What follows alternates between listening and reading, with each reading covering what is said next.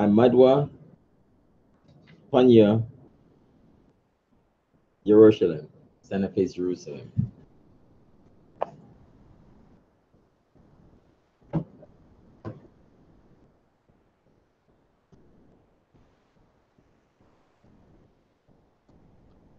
The blessing of the Sabbath.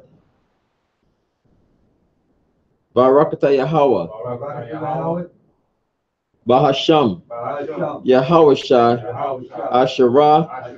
Nathanawa. Hashabat. Bashalawam. The water. Amen. Blessed are you, Yahweh, in the name of Yahweh Shai, that give to us the Sabbath in peace. Thank you, so be it.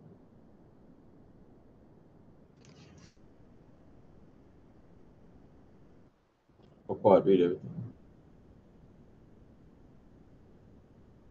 Psalm 121. The island, Maha, Asharim, Akkad. Anya, Harayam, Ayunimya, Al, Ahariam, Mahayan, Yabuwa'a, Isaiah, Yabuwa'a, Mayahawa, Shasha, Shamayam, Waratiza, La'a, Yonathan, Lamawat, Regalia, Yala'a, Yanawum, Shashamarka, Hana, La'a, Yanawum, Wala'a, Yayashan, Shashamar, Yasharela, Yahawa, Shamaria, Yahawa, Tazalia, Al, Yad, Yamyanya, Yawamam, Hashamash, La'a, Hakaya, Wayarak, La'a, Balayala, Yahawa, Yashamaria, Makal, Rai, Yashamar, Napashia, Yahawa, Yashamar, Havalakia, Wabaya, Maitha, Wa'id, Iwalam, Bahasham, Yahawasha, the water, Amen. Psalm 121.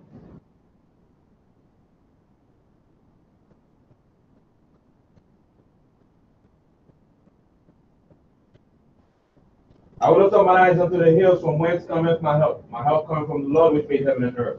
He will not suffer thy foot to be moved. He that keepeth thee will not slumber. Behold, he that keepeth Israel shall neither slumber nor sleep. The Lord is thy keeper. The Lord is thy shade upon thy right hand. The sun shall not smite thee by day, nor the moon by night. The Lord shall preserve thee from all evil. He shall preserve thy soul. The Lord shall preserve thy going out and thy coming in from this time forth, even forevermore. Amen. Amen. That's whoever it is, Satan jump into that person and make him call as soon as we are praying. That's why when Colin I said he put the phone right there. That's exactly right. It just so happened when we doing the prayer, that's when the phone stuff ring. The person may not know, but that's what's going on. Yeah. I put it on the vibrate. Hero Israel, Shema Yasha'Allah. Shammai, Yasharela, Yahweh, Allahinawa, Yahweh, Akkad, Shammai, Yasharela, Yahweh, Allahinawa, Yahweh, Akkad, Shammai, Yasharela, Yahweh, Allahinawa, Yahweh, Akkad. Deuteronomy 6:4. Hear, O Israel, the Lord our power is one Lord. Amen. Amen. Lord's Prayer. Yahweh, Tapala.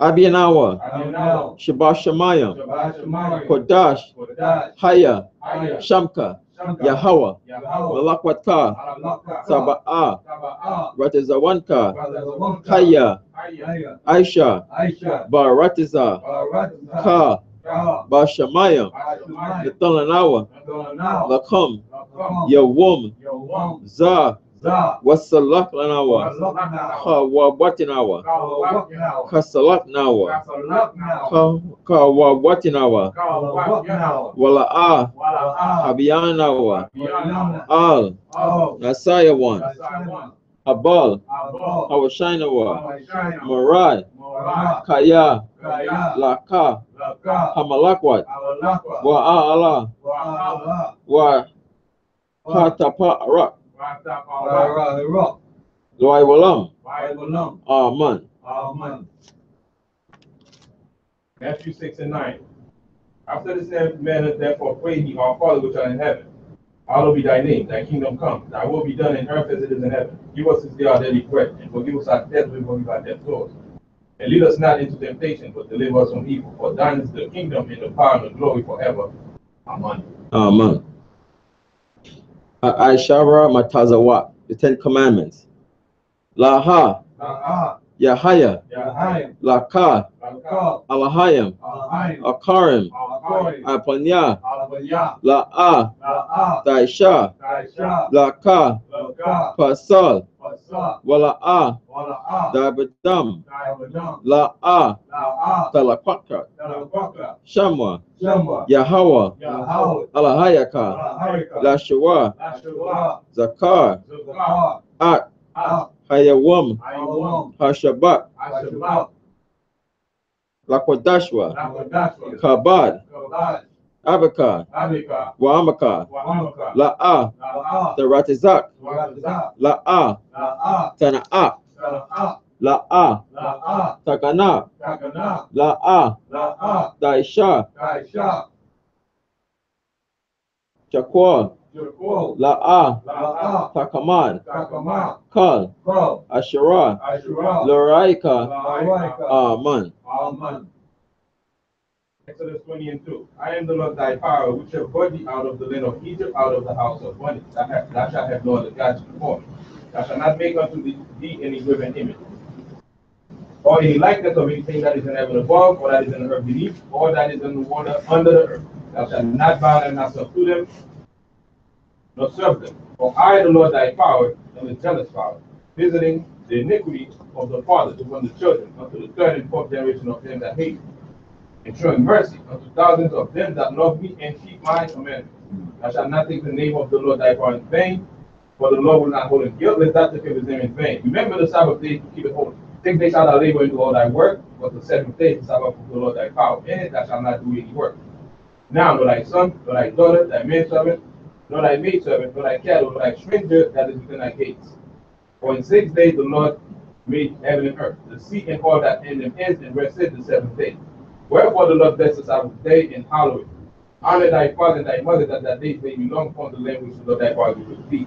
Thou shalt not kill, thou shalt not commit adultery, thou shalt not steal, thou shalt not bear false witness against thy neighbor, thou shalt not covet thy neighbor's house, thou shalt not covet thy neighbor's wife, nor his manservant, nor his maidservant, nor his ox, nor his ass, nor anything that is thy neighbor's.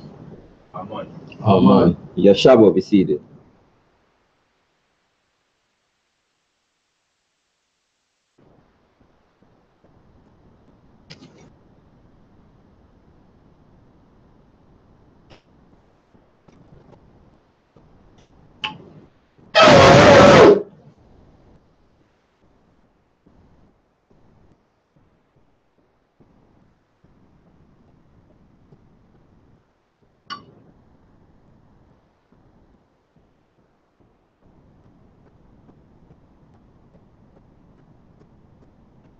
Barakata Yahweh, Bahasham Yahweh Asherah, Nathalanawa, Parya, Hagapan, Tuwada, Aman, La, Yahweh, Bahasham, Yahweh At, Yasha'ala.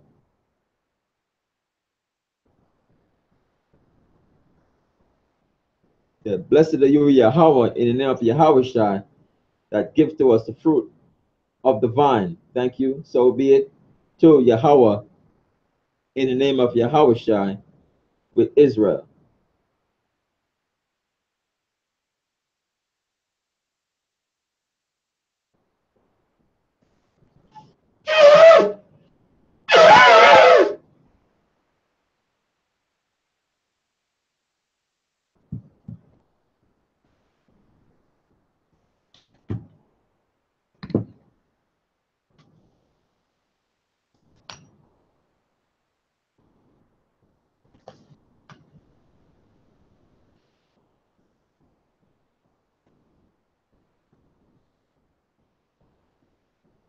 Amadwa Panya Jerusalem. Stand and face Jerusalem.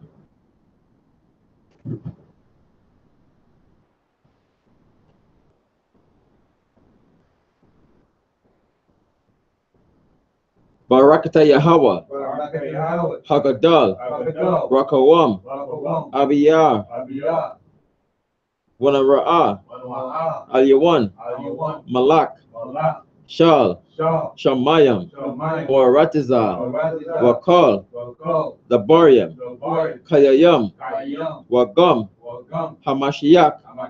Mayahawa. Hadawanawa. Ahabnawa. Hapalah. Yawaitiza. Yahushai. Zakarnawa. Yahweh. Baratazawan. Amka. Yasha'ala. Izarnawa. Bana. Wasap. Yasha'ala. Al. Nanan. Nanawa. Yamyan. Aitha. Kayawamyam. Makodam. Babakasha. Shalak. Ma'aka'ala. Watazwadak. Alahayam. La. Maganawa. Rapanawa. Washamora. Alnawa. Baikwar. Shalak. Haroka. Shah. Yahushai. Lanawa. Lalamadnawa. Rabiam. Kakama. Tabawana. Wada'ai. Shal. Dabarka. Bahasham. Yahushai. The water. Tamyad. Waiwalam. Aman. Blessed are you, Yahweh, the great, merciful, mighty, terrible, most high power, King of heaven and earth, and all things living, and also the anointed from Yahweh, our Lord, our friend, the wonderful counselor, Yahweh Shai. Remember us, Yahweh, favorably, your people Israel. Help us build and gather Israel most high. We beg you right now, like the days of old, please send Michael and the righteous powers to protect us, heal us, and watch over us. Mainly send the spirit of Yahweh Shai to us to teach us much wisdom, knowledge, and understanding of thy word. In the name of Yahweh Shai, thank you always and forever. So be it. Blessed are you, Yahweh, in the name of Yahweh Shai, that give to us the law. Barakata Yahweh. Bahasham. Yahweh Shai. Asherah. Nathanawa. Hathawara. Blessed are you, Yahweh, in the name of Yahweh Shai, that give to us the light to see. Barakata Yahweh. Bahasham. Yahweh Shai. Asherah. Nathanawa. Awar. Laura what? Blessed are you, Yahweh, in the name of Yahweh Shai, that give to us the ram's horn to call the people. Barakata Yahweh. Bahasham. Yahweh Shai. Asherah. Nathanawa. Koran. Hayel. Lakorah. Ha'aim. Blessed are you, Yahweh, in the name of Yahweh Shai, that give to us the olive oil to anoint Israel. Barakata Yahweh. Bahasham. Yahweh Shai. Asherah. Nathanawa. Hashaman. Zayat. Lamashak. Yasha'Allah. Yashabo, be seated.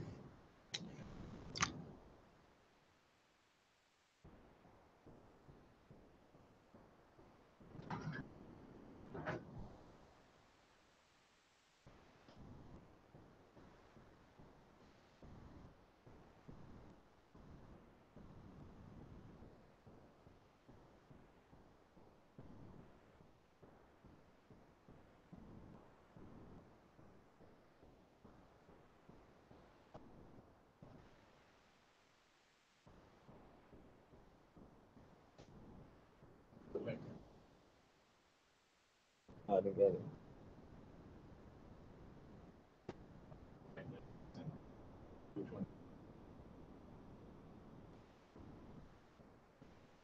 Click on the link. Click on that.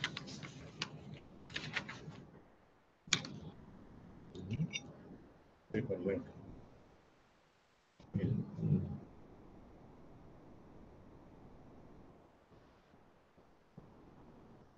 Which one did you send? Which one did you send? Which link did you send? The one on the top or bottom? Which one did you email? Is it the one on the top or the bottom? Go to the email.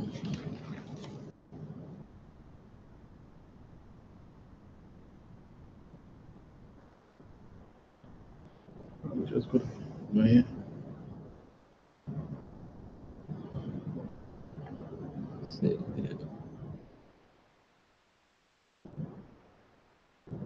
This one.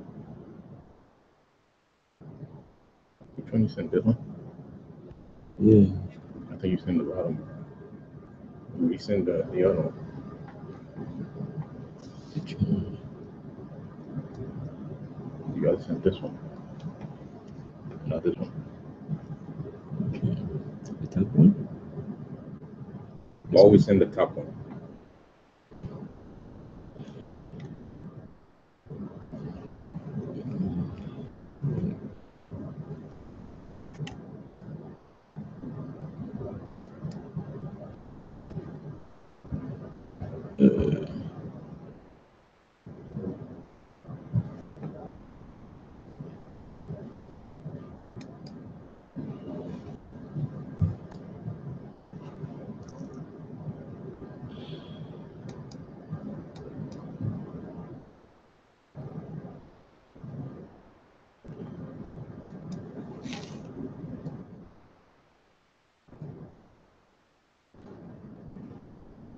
It's 22 in the alphabet.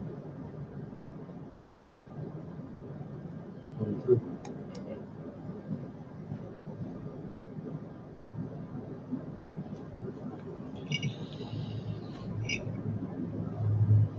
You see it?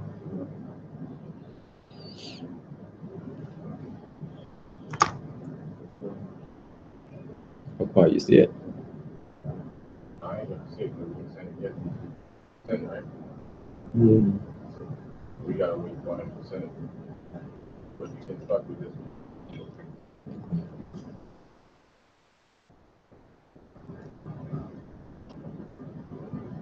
Okay. Hmm? Look up the thing on the top. No, no.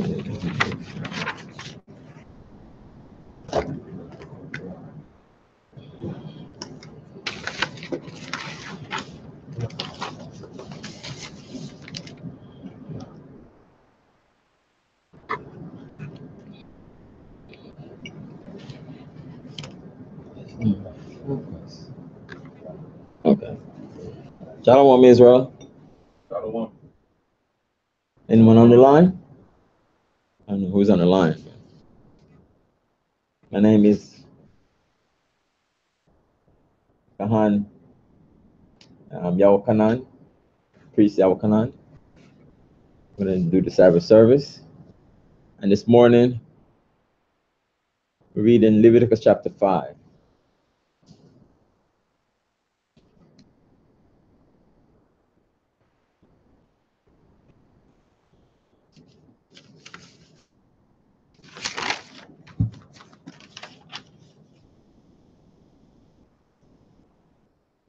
And we're going to go into the Hebrew first.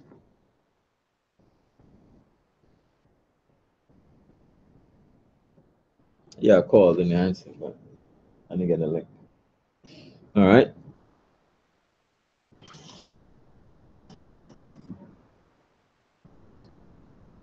It's nice to know the Hebrew that you could follow along. And once you learn it, you're gonna like it. You know, to read the Hebrew, the original language.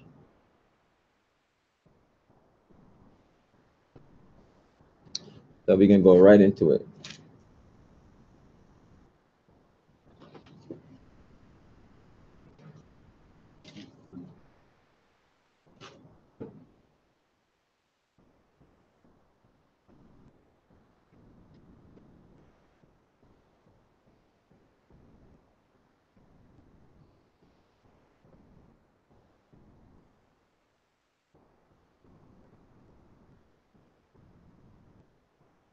Leviticus chapter 5, verse 1.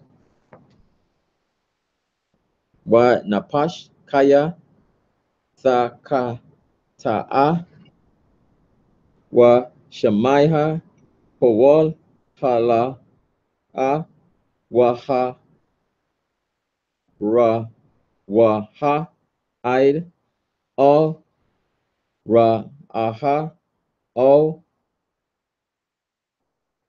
yadai la wa a yaga yad wa na sha'a I one wa verse 2 or napash ashara sa ga I ba kal dabar kama a al ban ba lat kaya ha tama aha al ban ba lat ba ha ma ha tama aha al ban bal sa Sharatisa Kama'a wa na I lum mama nawa wa ha wa a sama'a wa a sham. Verse 3 O kaya yakai ba sa ma at adam la kal tama a sawa ashara ya sa maha maha wana I lum ma nawa waha wa a yadai wa a sham. Verse 4 al napash kaya sa sha bai la ba sa a ba sha pat yum la ha rai al la ha ya tawa to yab la kal ashara ya ba taha ha adam basha baiha wa na I lam ma manwa wa ha wa a yadai wa a sham la a kat ma a la ha.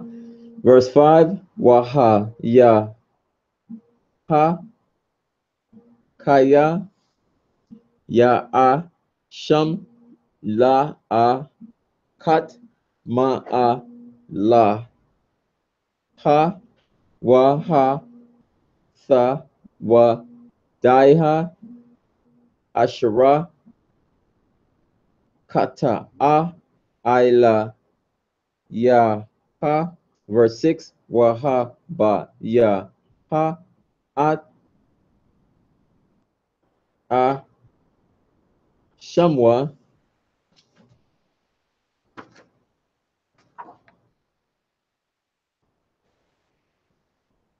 la Yahweh il kata a sawa ashara kata a na kwa ba ha man hataza an ba sha ba ha a sha I ya rat I za yam la ka ta at wa ka par il yawa ha kahan maka ta a sa wa. Verse 7 wa la a sa ga ya I yadwa daya shaha Waha ba ya ath shamwa ashara kata shatya thara yam o shanya banya ya wa naha akad la kata wa kad la laha.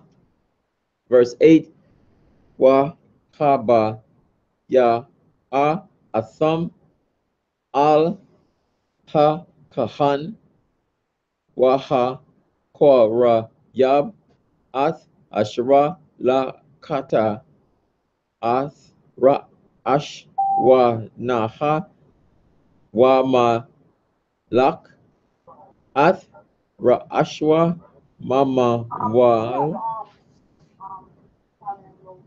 If someone can start 60 line, because I can hear the background noise.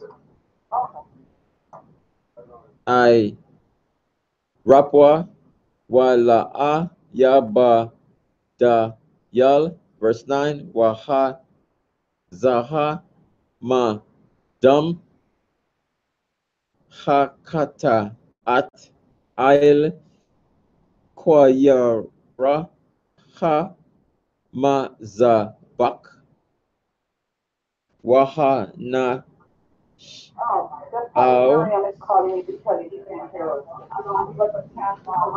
come on, could you start 60 line, please? I can hear the background. Ba dam yamatazaha al. Could you start 60 line, please? Star 6. I can hear the background noise.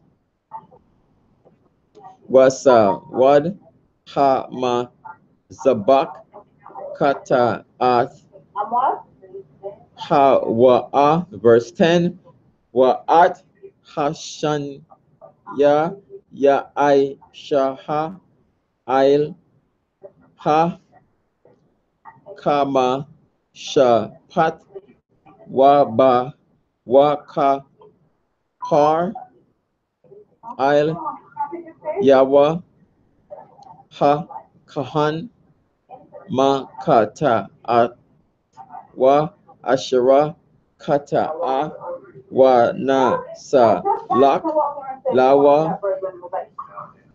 That's all I said. If you wanted the other way. Could you start 60 line, please?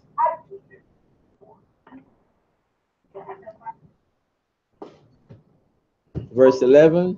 Wa la'a tha yag yadwa la shatya tha yam al la shanya banya ya wanha waha ba ya ath por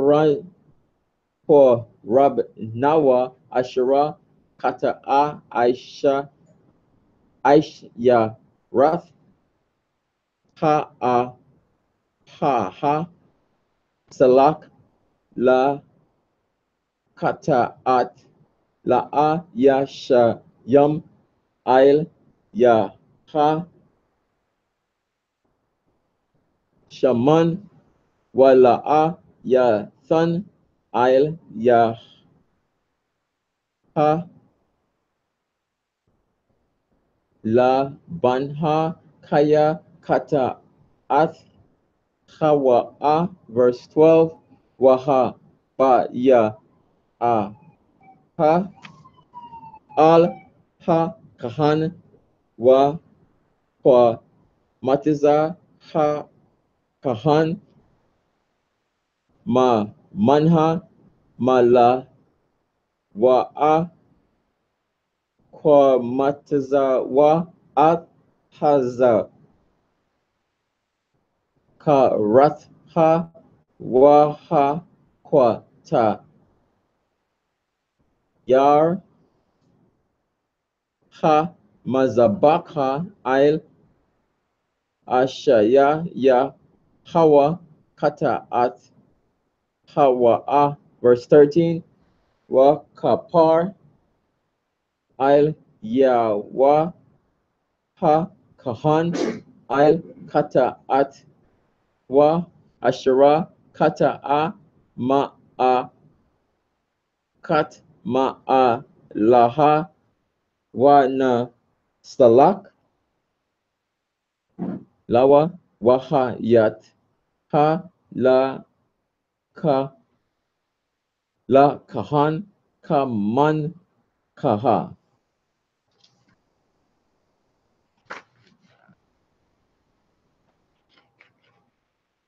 Verse 14. Wa ya dabar Yahweh al masha la'amar. Verse 15. Napash kaya sama ail ma ail wakata aha basha gagha ma kodashya Yahweh wa ha ba ya at a sha a shamwa la Yahweh a yal sama yam man hataza an ba ira ka sap sha kwal yam ba sha kwal ha kodash la a sham. Verse 16. Wa at ashara kata a man ha kodash ya shalom wa at kama ya shatwa ya wa sap il yawa wana son at atwa la kahan waha kahan ya kapar il yawa ba ya yal ha a sham wana salak lawa. Verse 17. Wa napash kaya fa kata a wa I shat ha a kat makal mataza wat Yahweh ashara la a sa aish ya naha wala a yadai wa a sham wa nash a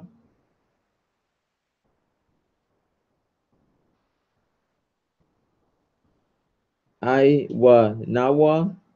Verse 18. Wa ha ba ya a yal sa ma yam man hataza an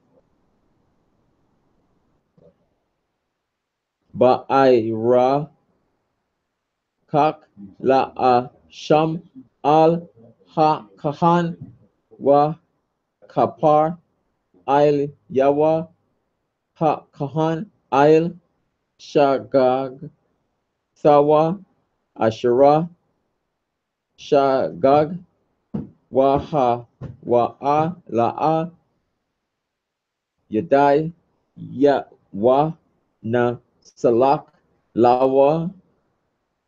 Verse 19. Asham hawa a sham a sham la Yahweh. Verse 20.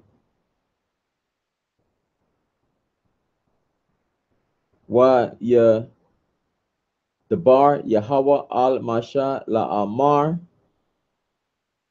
Verse 21. Napash kaya sa kata a wa ma ilaha ma il ba Yahweh wa ka kash ba I ma yat wa ba pa quad 1 o ba tha sha wap wam tha yad au ba ga zal au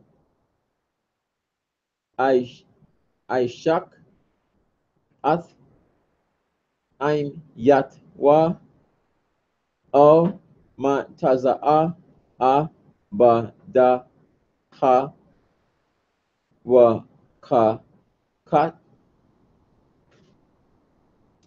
ash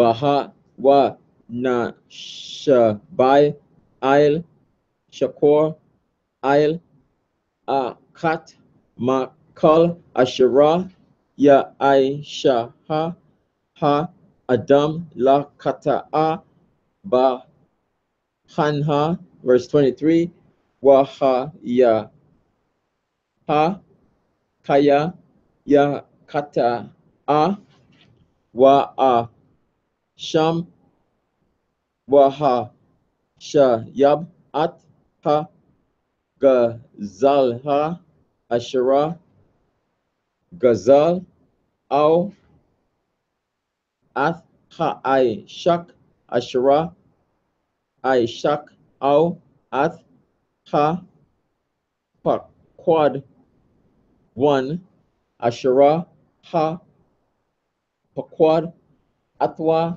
au at ha ba da ha ashira ma taza'a verse 24 au bakal ashira ya shabai ail yawa la shakor wa shalom atwa bara ashwa wa kama shat yawa ya sap ail yawa la ashara hawa lawa ya nanwa ba ya wam asha matwa wa at shamwa ya ba ya la yahawa. That's verse 25. Verse 25. Ayal Thabayam Man Hataza An Ba'ira Kak La Asham Al Ha Kahan, verse 26. Wa Kapar Ail Yawa. Yeah, 5.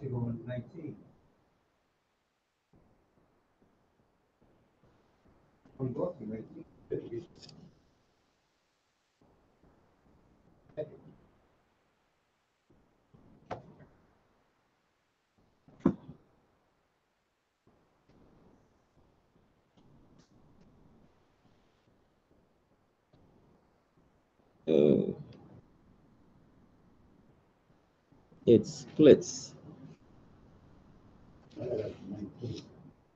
Yeah, they split it here. All right. Yeah, I meant to say, yeah, here they split it up here. They. That's why you know. Yeah. Okay. You were following it. Okay. Because here they have it here, they have it here as verse 5 have 20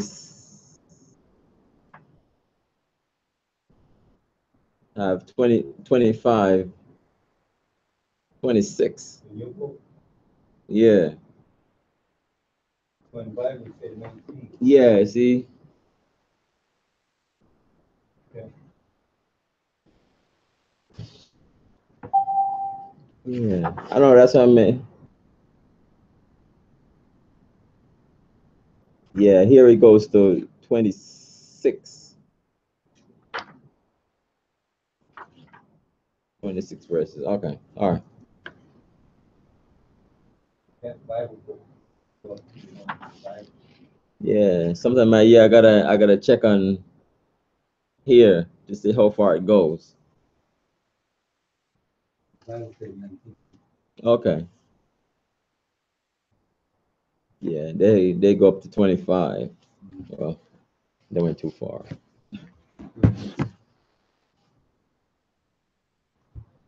Like Hebrew got 25 verses. Yeah.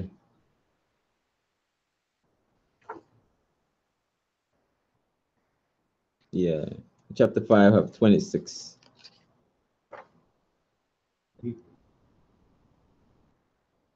Yeah, in Hebrew he has like 26 verses. In chapter 6. Yeah. I know I had a little note in the book here. I was looking in, but I didn't see it. Okay. All right.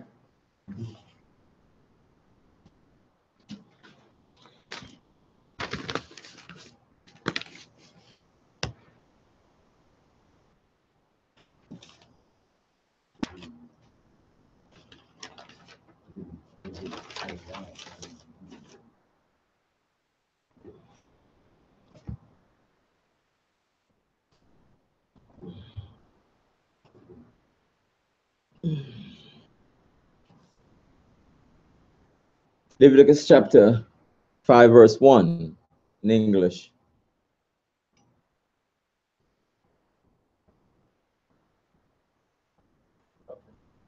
Yeah.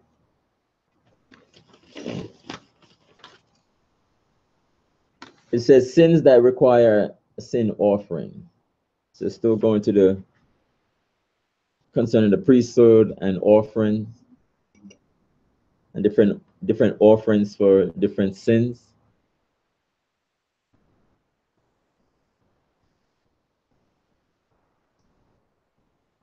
Because when you see people when you read in the Leviticus, it has a lot of detail. The Torah has a lot of detailed information, but the Leviticus is going to the priesthood and their offerings.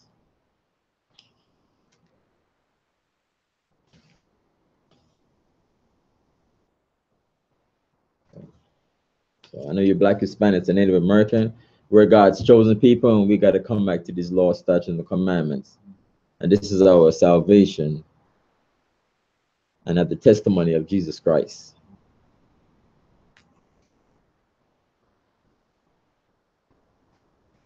Leviticus 5 verse 1.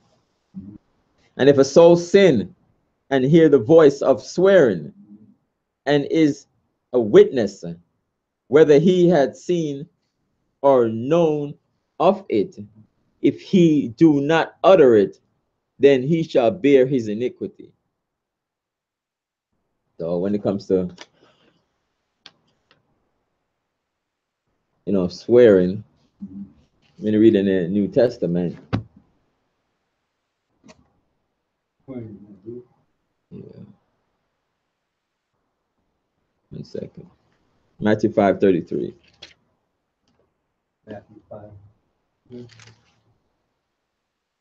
say on Nelson number?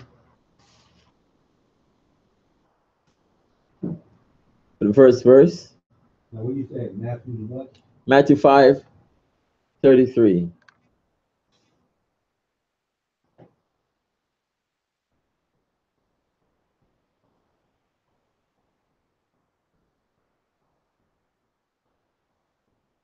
One. 33 or 23? Matthew 5:33. 30. And it says, again, ye have heard that it had been said by them of old time, thou shalt not forswear thyself, but shalt perform unto the Lord thine oath. Verse 34, but I say unto you, swear not at all, neither by heaven, for it is God's throne. 35, nor by the earth, for it is his footstool, neither by Jerusalem, for it is the city of the great king. Neither shalt thou swear by thine head, because thou canst not make one hair white or black. Verse 37, but let your communication be yea, yea, nay, nay, for whatsoever is more than these commit of evil.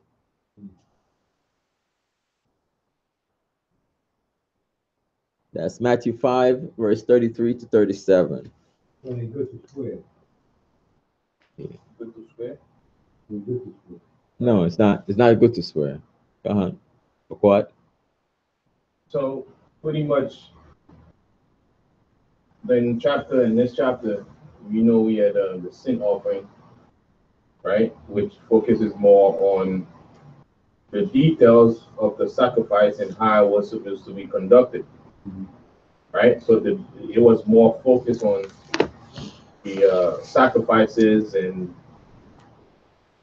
the rules and the specifics of the sacrifices, how they were supposed to be conducted for sin. But in this one right here, talking about trespasses, it's more general, and it's gonna give you some instances of things that happen and how it's supposed to be conducted.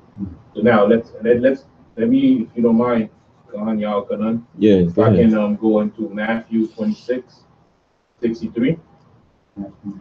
Right here, when it's speaking about swearing, it means when they call you, sometimes they call you in jury duty. Yeah.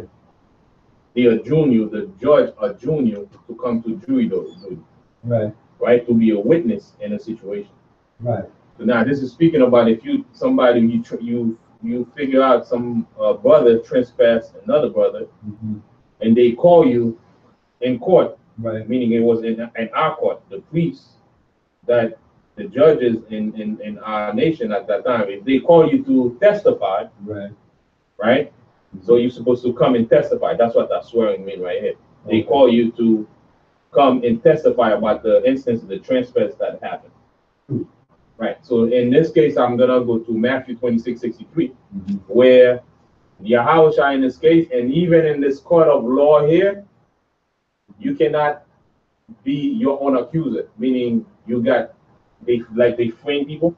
You can be your witness at the same time in your own cause. Right, to condemn your own self. Okay. That's in today's law. Right. In our law, you're gonna see where they call Yahushua to testify against himself. Right? Try to frame himself, to be a witness, to swear upon himself to tell the truth. So let's go to Matthew 26 and verse 63. Okay.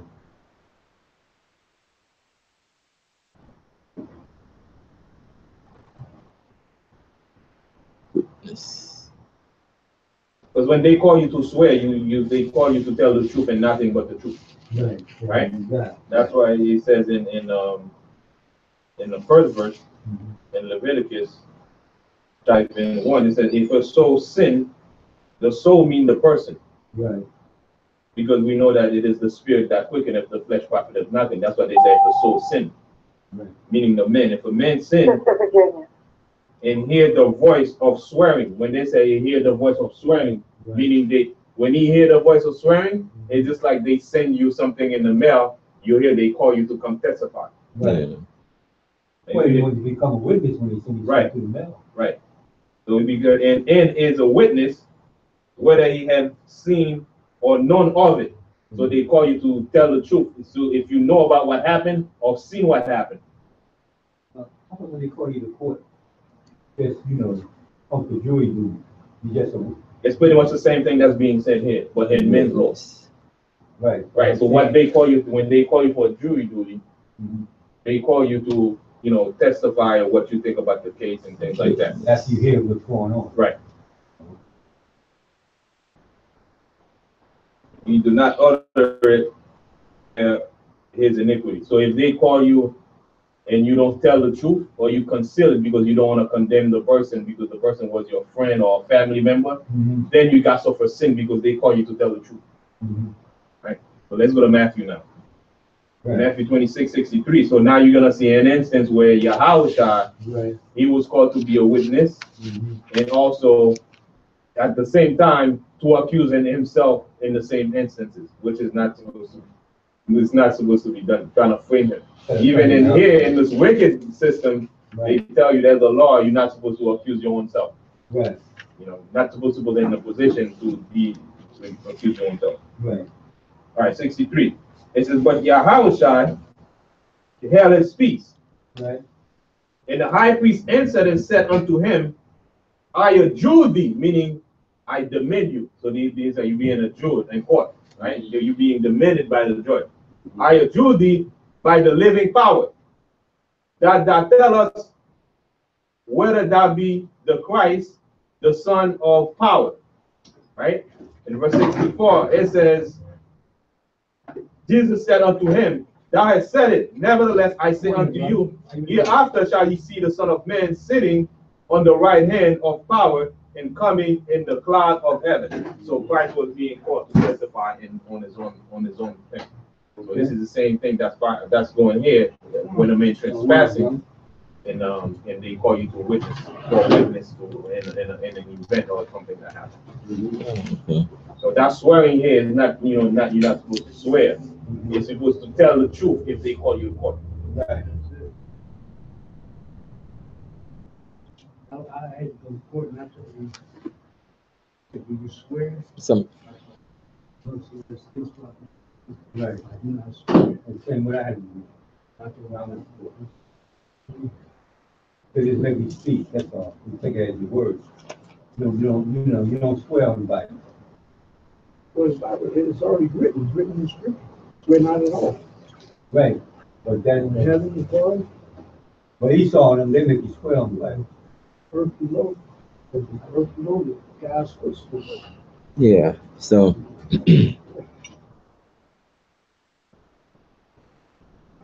Right, meaning the swearing means. But you allegiance. No. It's misconception. When you call you to swear, you bound to tell the truth of what happened in the situation. To tell the truth and not lie. Right? So in the verse that we're reading here, you see, it says here, so it's here, voice trying to witness whether he had seen or known of it. They call you to tell the truth. Whether you see what happened, right? Right. Or you know what happened. Right. So you're not supposed to lie. You're supposed to swear to tell the truth. Right. And nothing but the truth. Right. That's what they make you swear on the Bible, as they say. To tell the truth. It's about telling the truth, but not concealing the truth. Not holding nothing back. Right, not holding nothing back about what happened. You Right. tell to testify and tell the whole truth about the situation. Yeah, that's what you do. You handle the Bible, you have to tell the whole truth, nothing but the truth to help you God. yeah, no, one time I was called in and I said I affirm, and he's like pressuring me to say, and I just said it, just to get out of there. Right, because the key is you come in there to tell the truth. Right. And you're gonna tell the truth about the situation. Then you swear to tell the truth, you're not gonna lie. Right. Right, so you tell them you're gonna tell the truth about what happened, about the situation. Here's what you see, here's what you see, here's what you see. The scriptures tell you to not conceal the truth. You gotta let the truth out. You're not lying. You're not gonna lie about what you see. To protect your friend or family member that's been involved in a trespassing. I know one instance I heard, this is years ago, someone trying to protect somebody, and they swear falsely. They're trying to protect somebody, right? And they end up for perjury, and they end up saying a year and a day in jail for that. Right. This was like, I think when Little came back in the days, trying to protect, and she had to spend a year and a day in jail. I said, wow. Sometimes you gotta put things in perspective and not give into perception of society of what people say. Oh, nah, don't swear and things like that, and you're not so. It's people saying that, but when you read the scripture and put things into context, you swear to tell the truth about what happened. Of course, this society has a wicked court of law, right? They tell you to tell the truth about this, what you're gonna say according to scripture, because they know the scripture is truth. Right. But they go apply their own law. Right. That is wrong. Yeah, that is wrong. If you're gonna judge people according to truth, you gotta hold the Bible, the whole 9 yards. The whole truth, right? Throughout the whole operation. You cannot have me swear on the Bible, which is the true book, right? To tell the truth, and then you go and give me another book, Give me another book. That's where it's wrong. But swearing to tell the truth, nothing but the truth, is what you're supposed to do in English. Right. In the case. Yeah, that's when I read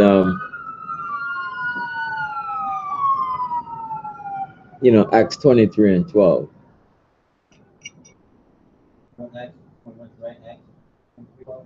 Yeah.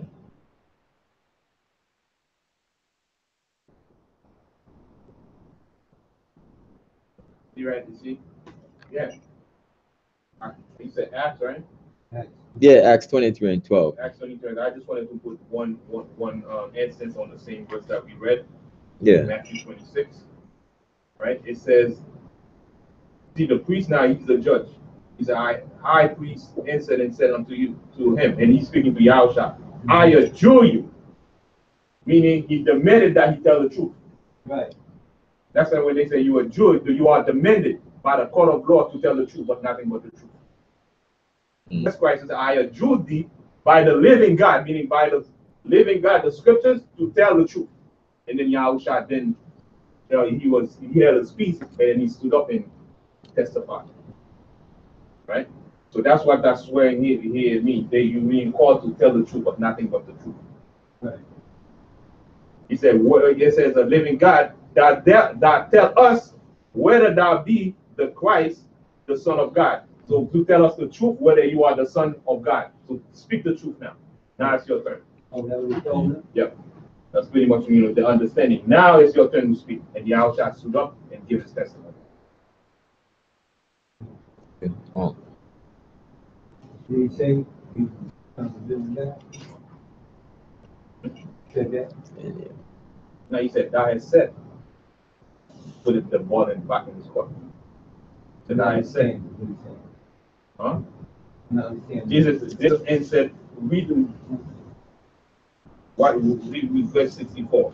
Here's what Yahweh said. Yahushua said unto him, thou hast said, he said, you said, right. Nevertheless, I say unto you, right? That's what you said, but here's what I'm going to say unto you. Right. Hereafter shall ye see the Son of Man sitting on the right hand of power and coming in the cloud of heaven. So that was his thing, right? That was his answer. That's what he said? Yeah. That's what he told them. I mean, I didn't want to go too much in tangent, Oh, okay. I was Go ahead, man. Oh, yeah. But Howard said that, that's what he said. To them.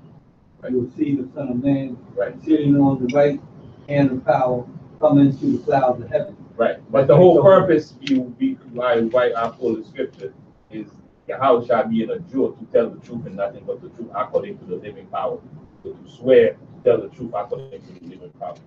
That's what he did. Right. Because they believe it or not, but that's what he said. That's what he said. So you tell them the truth. Because he's being called to witness against himself to tell the truth. You think they believe it?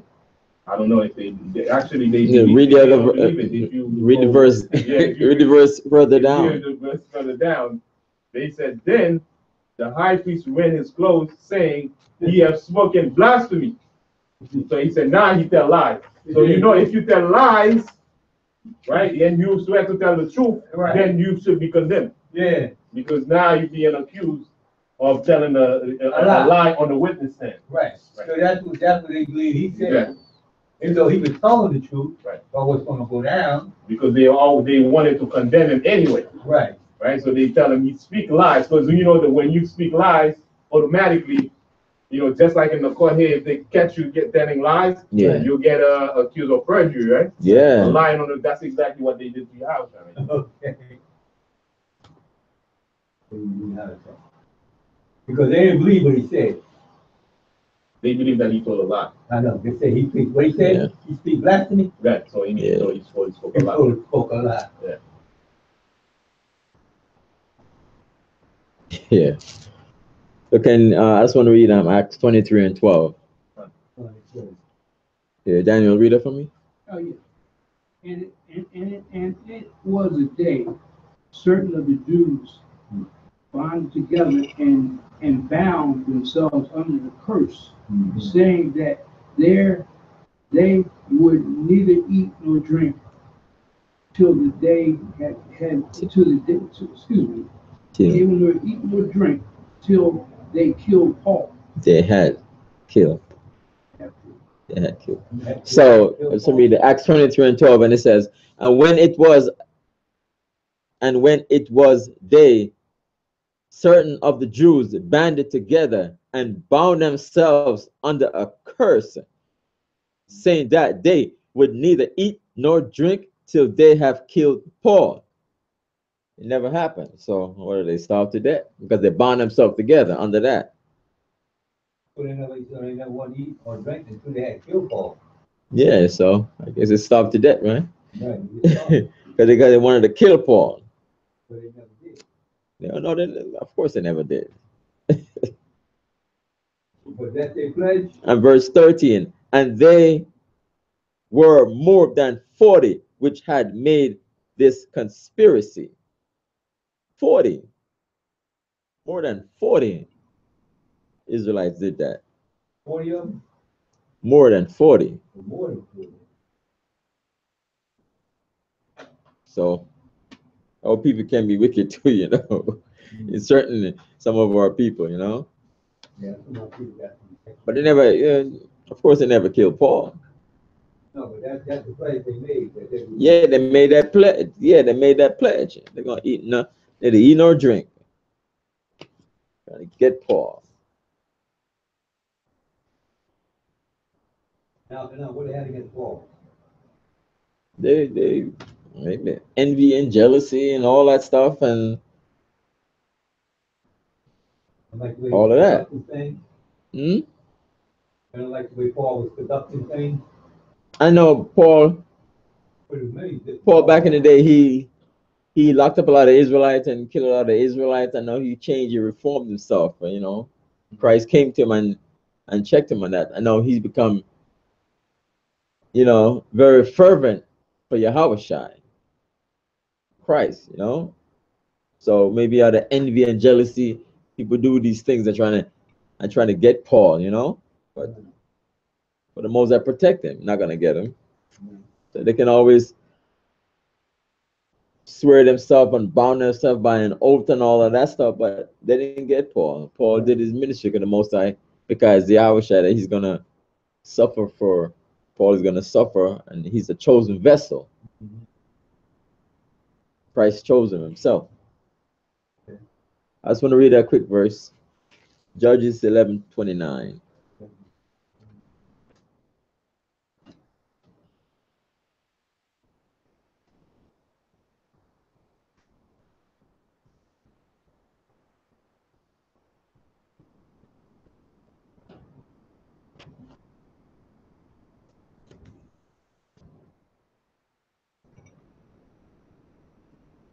Judges 11:29.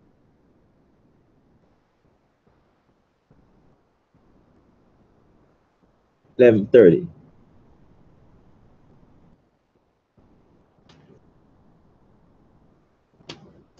11:30. And Jephthah vowed a vow unto the Lord, unto Yahweh, and said, if thou shalt without fail deliver the children of Ammon into mine hand, then it shall be that whatsoever cometh forth of the doors of my house to meet me when I return in peace from the children of Ammon shall surely be the Lord's, and I will offer it up for a burnt offering.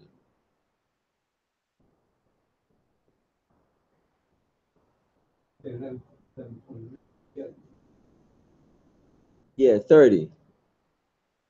Verse 30.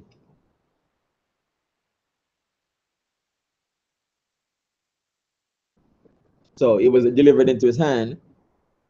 Verse 34. And Jephthah came to Mizpah unto his house, and behold, his daughter came out to meet him with timbrels and with dances, and she was his only child. Besides her, he had neither son nor daughter. So he had to sacrifice her. Yeah, gone for what? Oh, I'm right, 34. No, 30 and 34. So he, you know, whatever come out of his house, and his daughter came out, his only child, and he had to sacrifice her. No, Judges 11, 30 and 34. Yeah, skip 29. Put 30 and 34. Yeah, go on, Paquat. Also, in the same topic of wearing trespasses, 1 King 8 and 31. 1 King 8 and 31. 1 King? Yeah, 8 and 31. Because this chapter, in chapter 5, pretty much is dealing with trespasses and things that happen in court, and if we do anything against your neighbor and you're being called to testify in court, like how that matter should be handled. Yeah, 1 King 8 and 21. Right. 1 King 8 and 31. And I'll read it. Okay. 1 King 8 and verse 31 reads, if any man trespass against his neighbor, which is what chapter 5 is about. If any man trespass against his neighbor, and an oath be upon him to cause him to swear, and the oath come before thy altar in this house. So you call in the matter of the situation that happened. You have to tell the truth about the matter. Right? Then we know when we swear to tell the truth according to the Most High's word, right?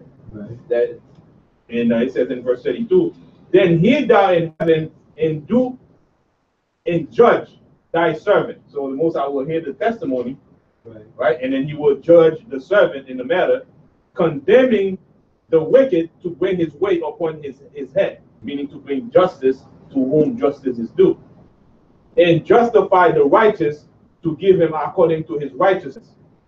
Right? So you call a court to tell the truth, right? And then you tell the truth, and then the matter will be established by the Most High, whether you speak according to your pure conscience, according to righteousness. You tell exactly what you saw happen. Right? And you're not lying, trying to condemn somebody unjustly. You tell what happened. Then the Most High will make the final decision whether the person is right in the situation, or the person is wrong in the situation. And the Most High will give the verdict. Okay. Right? The righteous get verdict to whom the righteous verdict is due, and condemn the wicked who is supposed to be condemned. Right. Because a story you could even read in Judith. Yeah. In the book of Judith, you can read about that. The two wicked brothers, you know, want to testify against a sister, a righteous sister. All right, let me go to verse 2, Leviticus chapter 5, verse 32.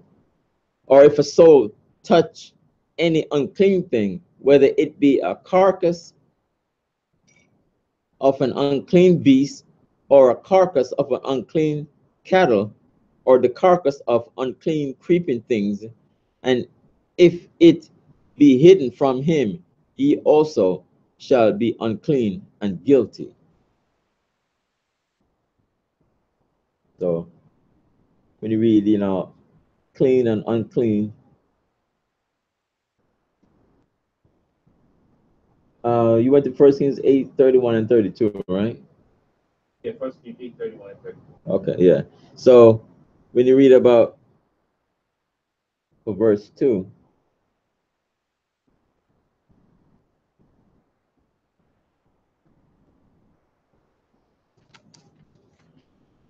you find in Leviticus chapter 13. Right. Leviticus chapter. Let's go verse 2. No, wait, hold on. 11. Chapter 11. Sorry. So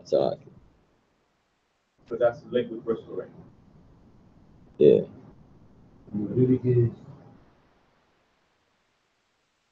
Leviticus chapter 11. You find clean and unclean animals in this chapter. Yeah, you can read the whole chapter and you find clean and unclean animals, you know. Leviticus chapter what? Yeah, chapter 11. Chapter 11.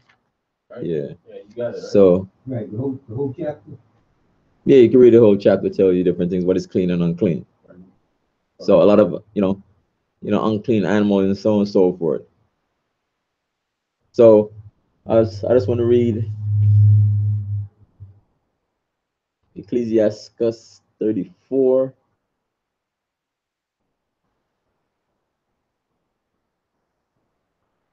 34 and 25. Papa, read that for me. Let me get it. Leviticus 11. No, Ecclesiasticus. In the one in Leviticus, can you read that again? Leviticus chapter 11. I said with clean and unclean animals.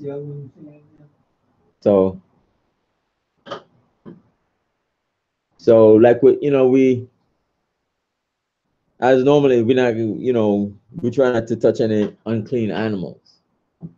But sometimes some of our people working in the meat department.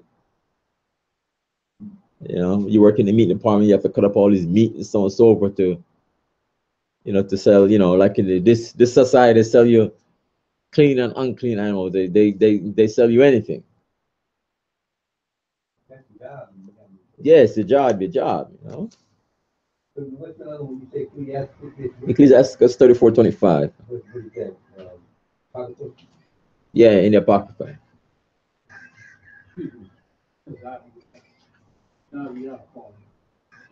Yeah, put it on the side. Yeah.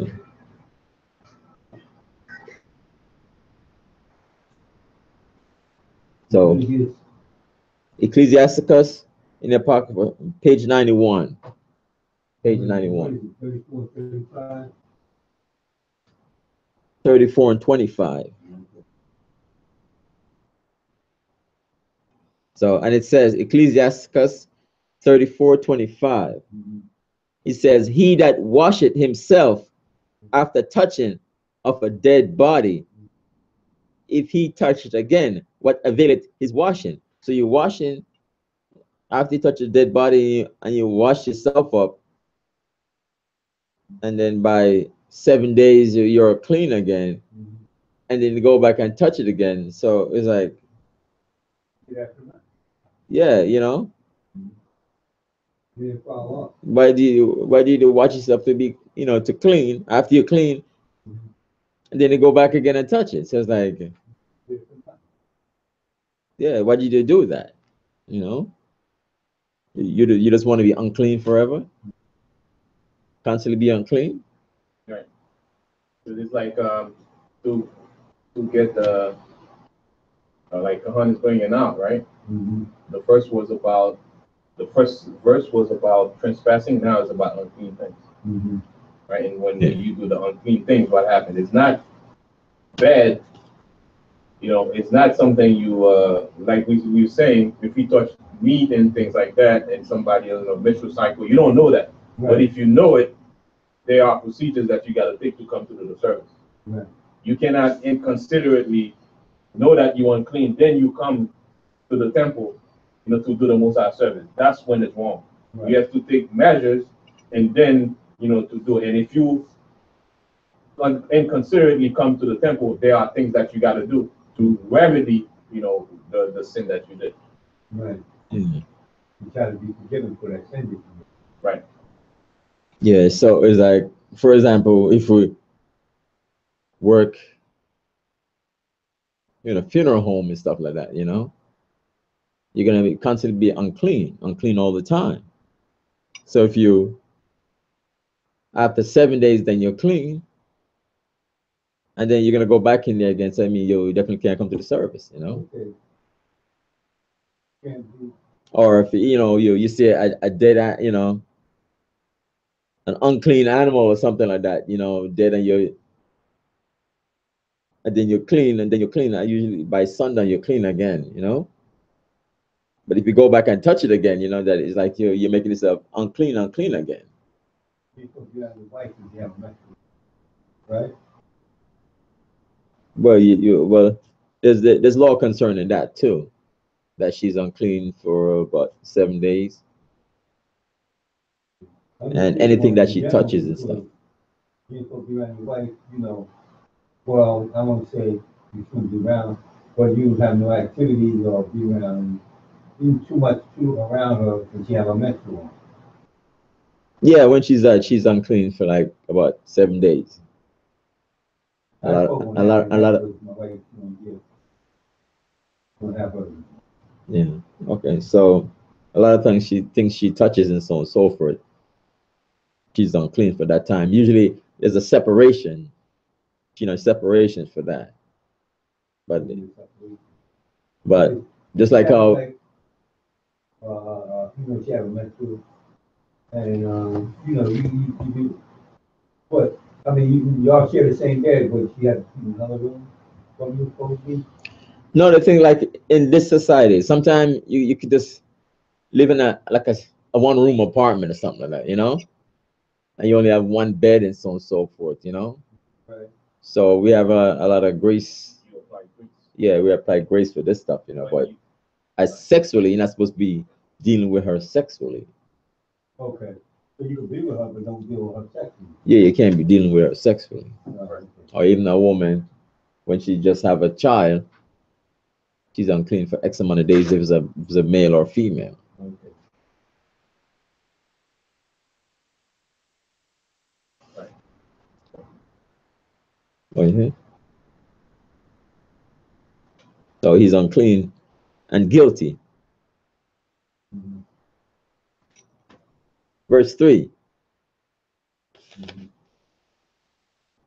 Or if he touched the uncleanness of man, whatsoever uncleanness it be, that a man shall be defiled withal, and it be hid from him. When he knoweth of it, then he shall be guilty. So whether you know of it, like here, he know it of it, then you're guilty. Like sometimes with the Nazarite vow, within Numbers 6 from 1 to 21, he's got to stay away from a corpse. I think even if his mother and father, you got to stay away from that. That's a Nazarite vow. Verse number 6, 1 to 21. So you're going to be guilty, like a corpse, either a corpse or it says uncleanness, or you know, like with a woman on a menstrual, or a man who has like nocturnal emissions and stuff like that. So he got to stay away from the school, from the congregation until sundown. Then he's clean again. So when you surround yourself like that, then you become unclean also. Either like a corpse or nocturnal emission.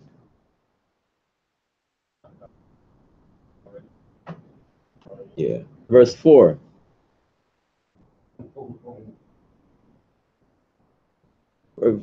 Leviticus 5, verse 4. Or if a soul swear, pronouncing with his lips to do evil or to do good, whatsoever it be that a man shall pronounce with an oath, and it be hid from him, when he knoweth of it, then he shall be guilty in one of these. Right. Right. So just like how we read it in Acts 23, 12 and 13, as they pronounce the oath. Yeah, come This on. one is rash swearing. That's the one that's wrong. Rash swearing. Last one. Right. You're swearing rashly things that you have no control over, and then you go and bind yourself to that. No, you can't do it. Right. You know you have no control over it. It can go either way, and then you still go and do a rash swearing that you don't have the power to hold that swearing that you only the Most High know what's gonna happen next and So it ain't good to continue. right. Yeah, so I think sometimes people have like the power to kill and they just wanna kill anybody that comes through the door or whatever, you know, and sometimes they do it too, whether it's family or loved ones or family, spouse or whatever. Some people are like that. Some people just don't care, you know.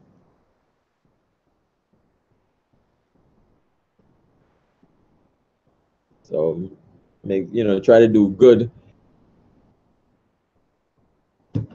Yeah, good to your people.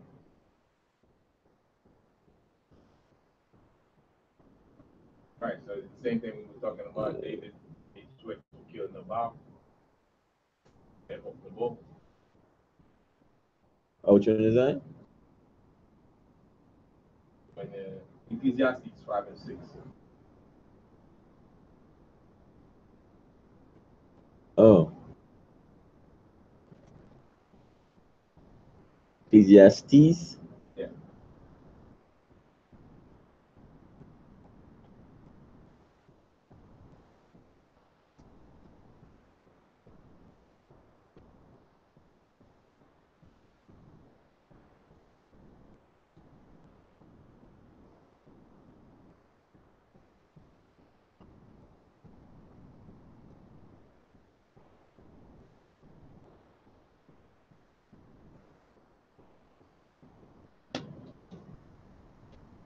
You got it.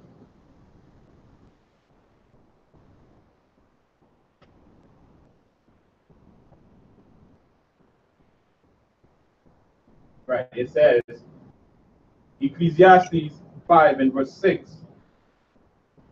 Suffer not thy mouth to cause thy flesh to sin. Neither say thou before the angel that it was an error. Wherefore should God be angry at thy voice and destroy the work of thine hands? And don't be harshly saying things with your mouth, and later on you say, "Oh man, it was a mistake. I made a mistake. I should not have said that." So you gotta watch yourself so you don't say things rashly, but rational. That's why I like to say Psalms 19. Because sometimes we tend to just run off at the mouth, you know. Right. I like to say Psalm 19, verse 14. It says, Psalm 19:14, it says, let the words of my mouth and the meditation of my heart be acceptable in thy sight, O Lord, my strength and my redeemer.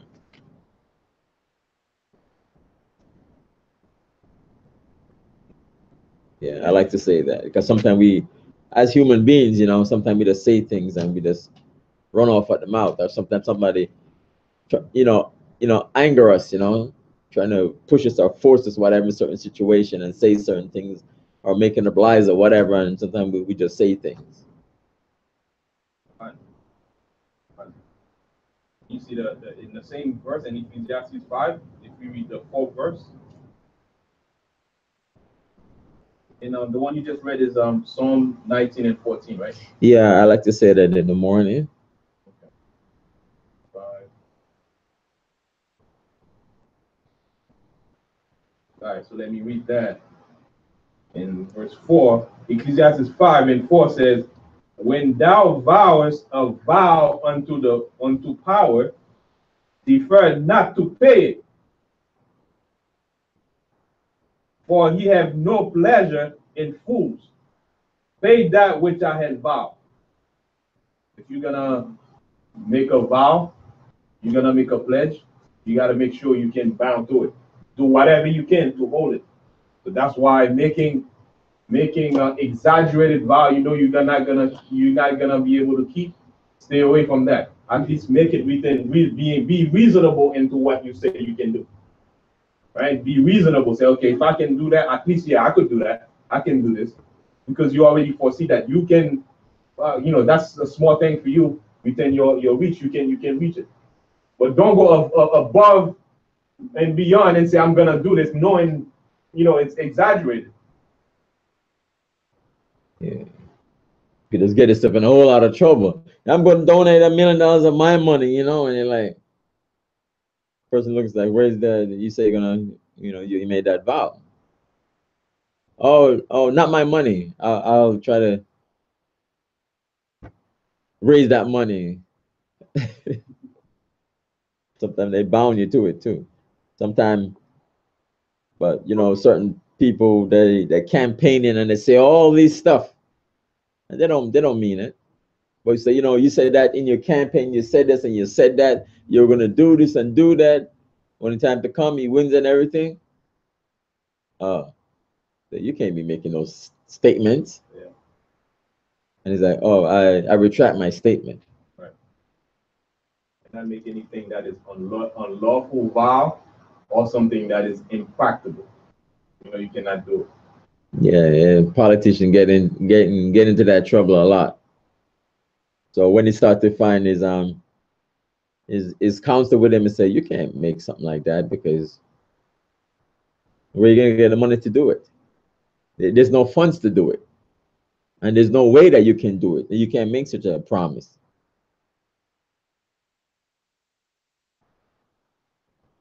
Or they like to say inflammatory words. Okay. Verse 5. Leviticus 5, verse 5. And it shall be when he shall be guilty in one of these things that he shall confess that he had sinned in that thing. So when it comes short, it's like you have to make that confession that you sinned in running your mouth off and saying these things. I'm still in the same one, same Ecclesiastes, verse 5. I meant to read it, but I skip over it. Oh, verse 5, you're gonna read? Yeah, Ecclesiastes 5 and verse 5.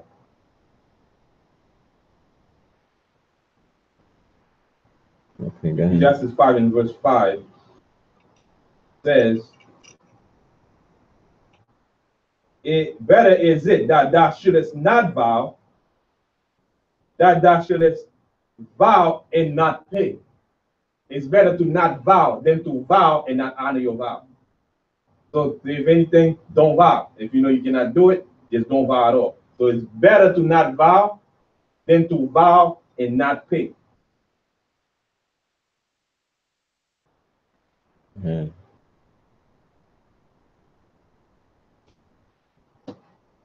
Yeah. So here, fine. 5, when he's guilty of it, he got to confess that he had sinned in that thing.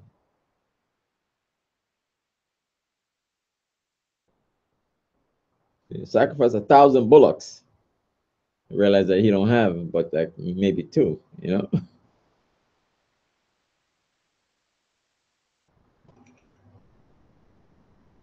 Verse 60. Leviticus 5, verse 6. And he shall bring his trespass offering unto the Lord for his sin which he had sinned, a female from the flock, a lamb, or a kid of the goats, for a sin offering, and the priest shall make an atonement for him concerning his sin. So he has to go through the steps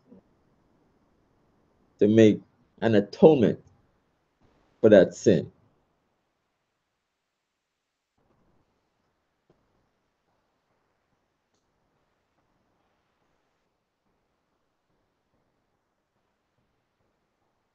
Verse 7. And if he be not able to bring a lamb,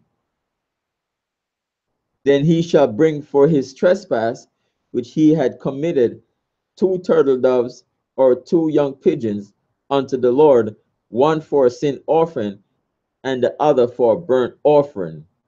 So sometimes it maybe don't have the resources to offer a lamb, which a lamb is a little more costly, costs more than 2 turtle doves or 2 pigeons. Because the lamb, I don't know how much a lamb now is, maybe like $200, something like that.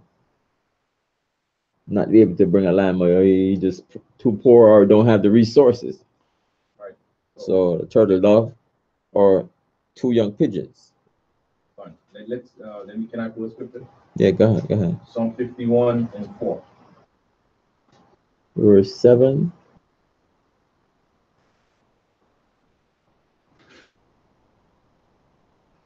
Like the confession. Oh, for David? Right. So all these things that we read above about the swearing and when we sin, these are the offerings that we got to bring in. When we fall into any of these sin or trespasses that we read in the verses, and not only bring in the offering, but the offering must accompany with full confession and recognize the sin that we do. So Psalm 51:4, David says,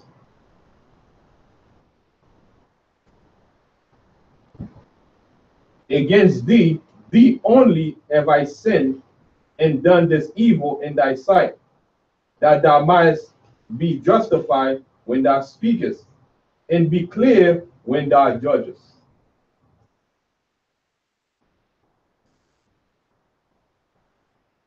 Yeah.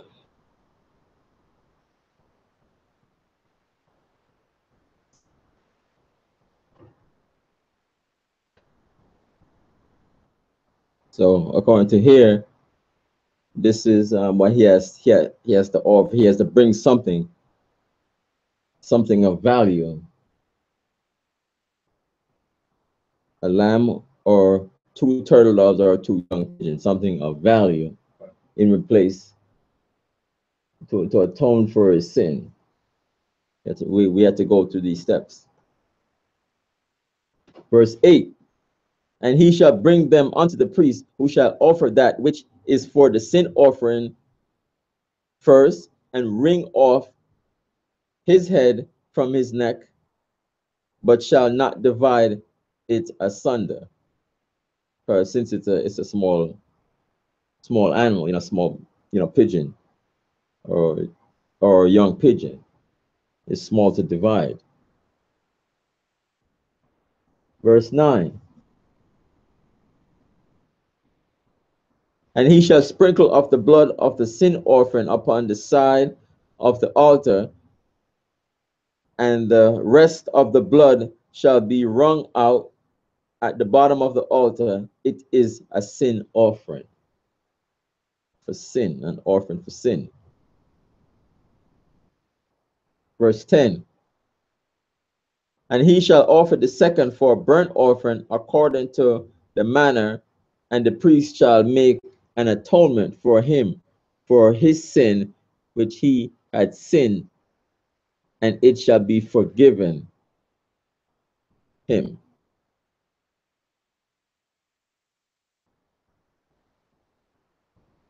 So it's like, I want to go to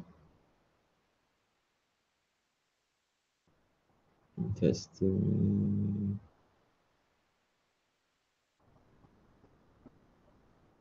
Hebrews 9:22.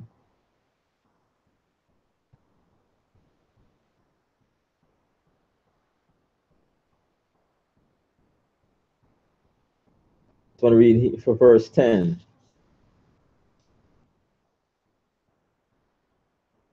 Hebrews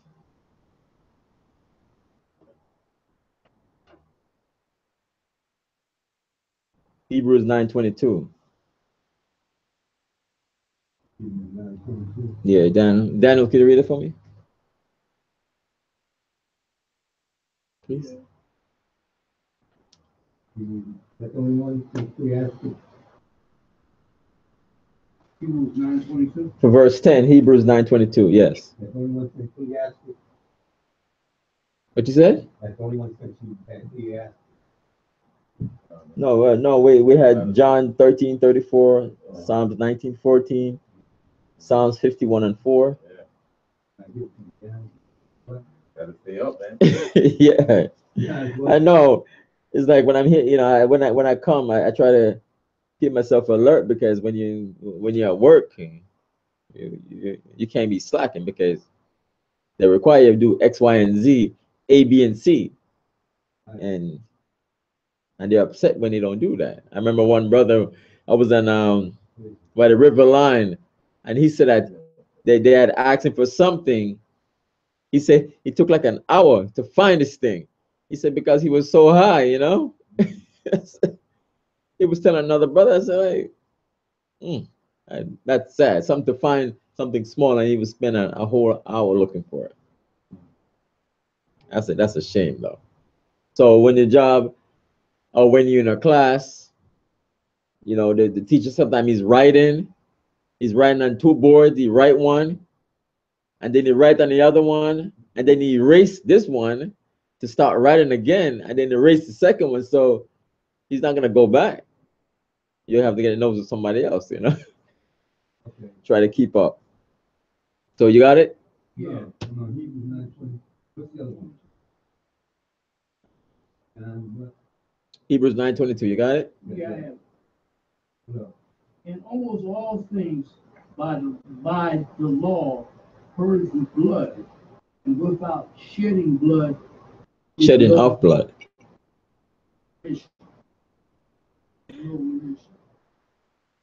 Yeah. Hebrews 9:22. And almost all things are by the law purged with blood, and without shedding of blood is no remission. So it says here, by offering a lamb or a turtle dove or a young pigeon, blood is being shed.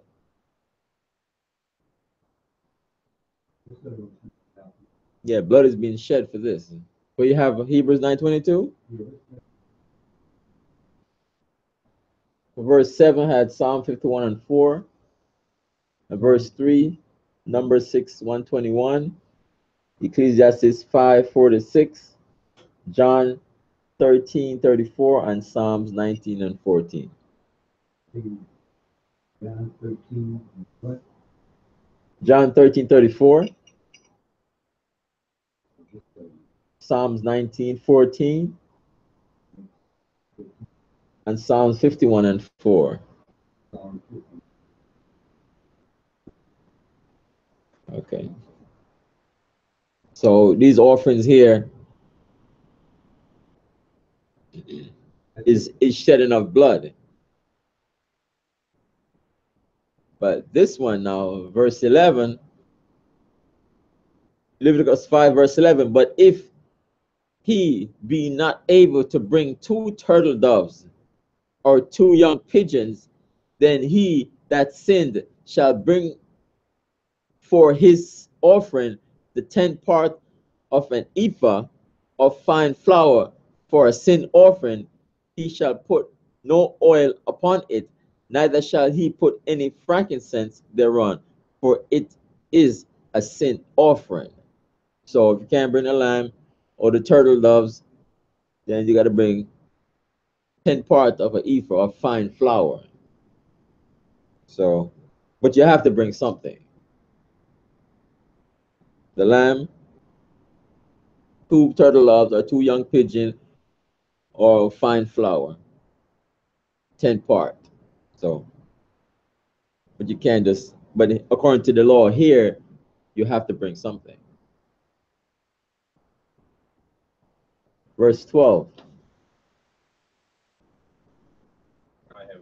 I say ephah, I checked it out. It says something like 4.42 to 8.66 gallons. So that's what I check it out as. If anybody have anything else. What do you have for verse 11? No, you got it. Hmm? You got it. Okay. For verse 12. Leviticus 5, verse 12. Then shall he bring it to the priest, and the priest shall take his handful of it, take a handful of it, even a memorial thereof, and burn it on the altar, according to the offerings made by fire unto the Lord. It is a sin offering.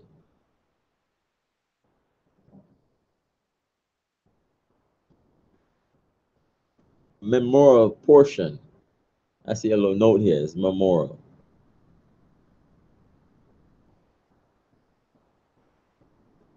It's a sin offering. That's for verse 12, right?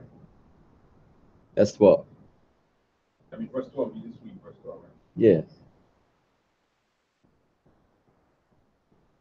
Verse 13.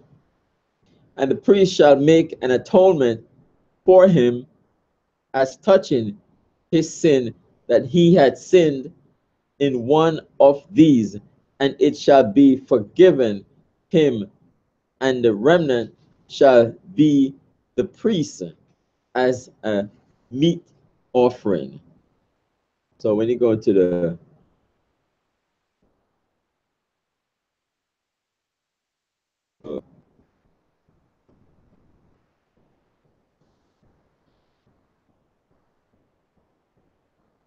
meat offering is the grain, as we read it a few weeks ago.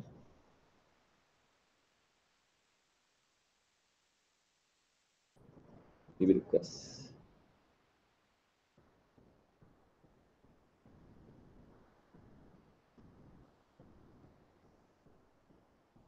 Leviticus 2 and 4, when you go into the Hebrew, the meat offering is a grain offering. It's not actual meat. Verse 14.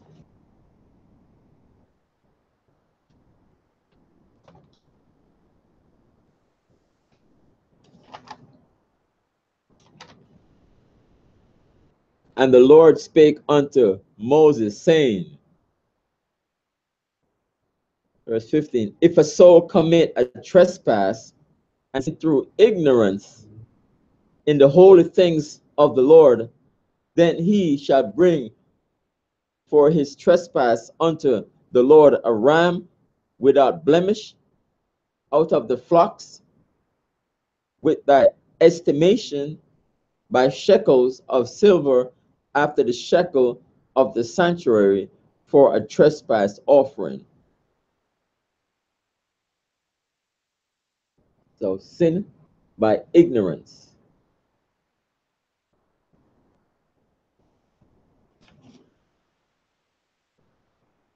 Verse 15. Right. You know, the funny thing is,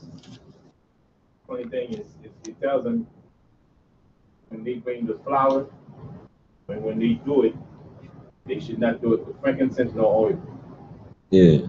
And keep in mind, we had a lot of poor people among us, right? If they had to bring frankincense and oil, we would not be able to afford to bring those offerings, the poor, right? So it's no frankincense, no oil, because those things are expensive. Oh, okay. Right? If they're expensive, a lot of people would not be able to offer those for their sins. And also, without the frankincense is when the sweet savor go up. You can always remember that smell, right? Yeah. But without the frankincense, the Most High doesn't want you to remember that sin anymore. Because once the smell come in, the smell go up, you remember when you do the other sacrifices. Okay. You always have to put the frankincense, the smell. You're always looking forward to that. But this one, without frankincense, wholesome, you gotta offer the sacrifices. The smell should not, the Most High wants you to don't even remember that sin anymore. Okay. So no frankincense. Wow, interesting.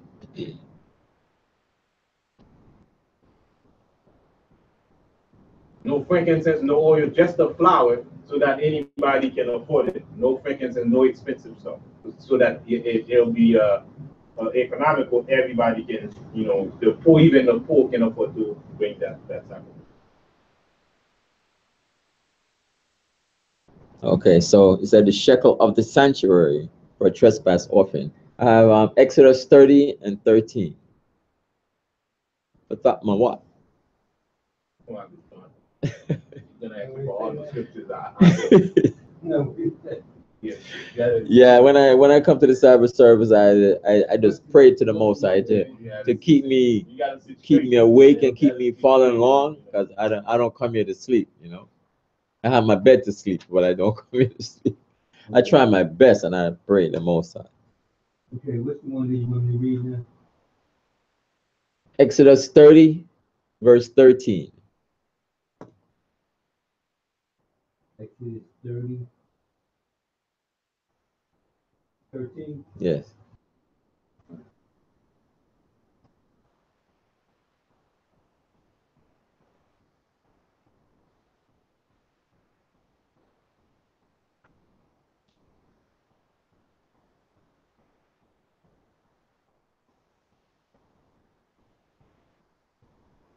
I was watching a video last night and I was calling all these scriptures, and I said, how can you get all those scriptures so fast, you know?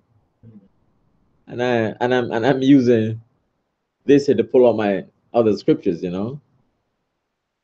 My electronic. I'm using my phone to put. I got this app to pull all these scriptures so I don't lose my spot here, you know.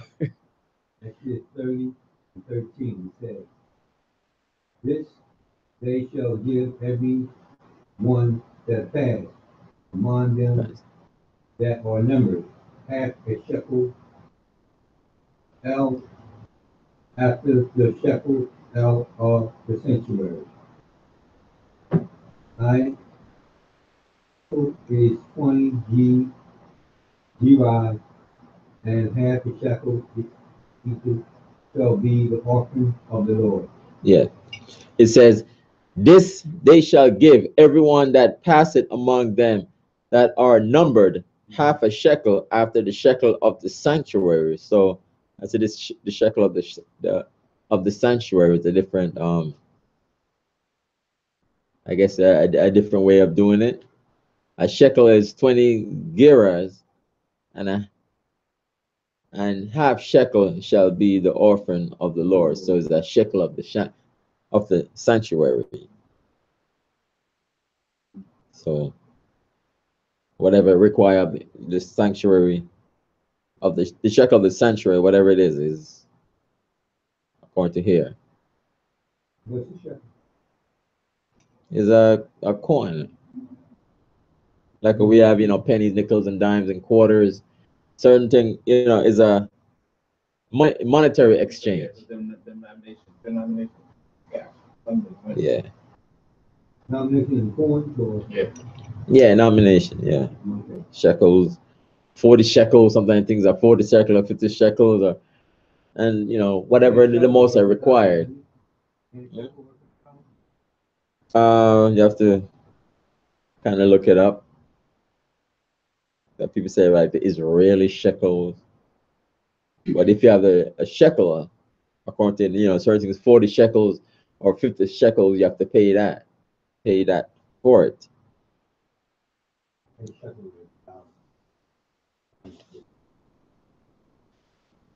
Verse 16. And he shall make amends for the harm that he had done in the holy thing, and shall add the fifth part thereto, and give it unto the priest, and the priest shall make an atonement for him of the trespass offering, and it shall be forgiven him. Right. So now that's trespasses against your neighbor. Injuries cause your neighbor injuries. Yeah.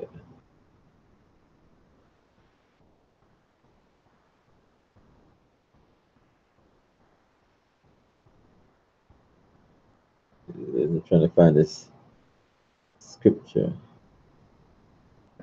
Psalms 32 and 1.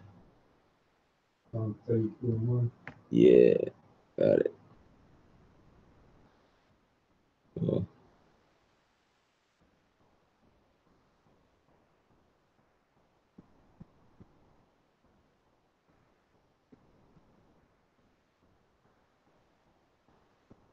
verse 16. Verse 16.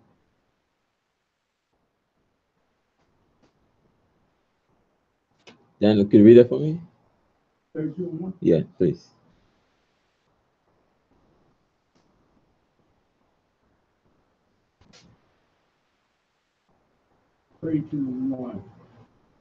Blessed is he whose transgression is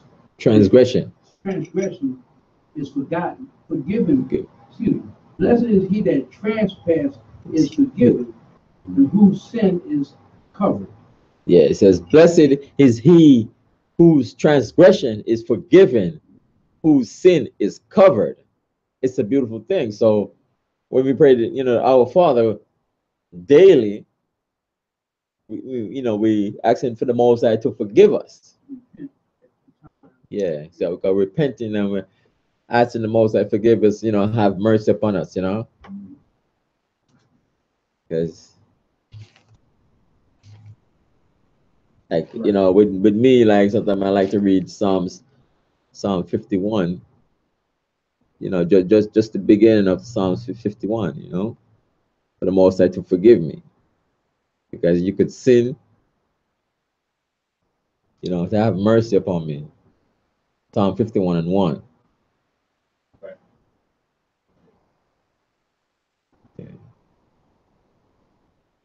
Right. And then when it says in holy things is things that are dedicated to do, let's say, service for the Most High.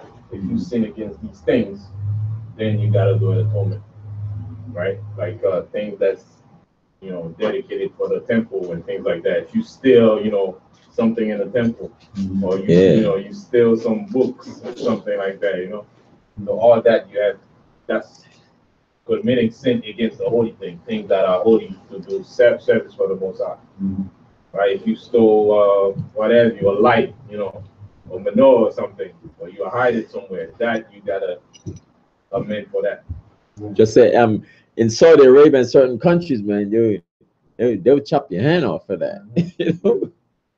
You can't make an atonement, you just chop your hand off. It's like, what happened to your hand? It's like, oh, he stole something. Right. So that's kind of extreme, right, in the things. Well, Yeah, so wasn't that the identification they knew that you would receive? Right. Because the temple had attractive stuff and some nice stuff. Sometimes people might get tempted and steal one. Mm-hmm.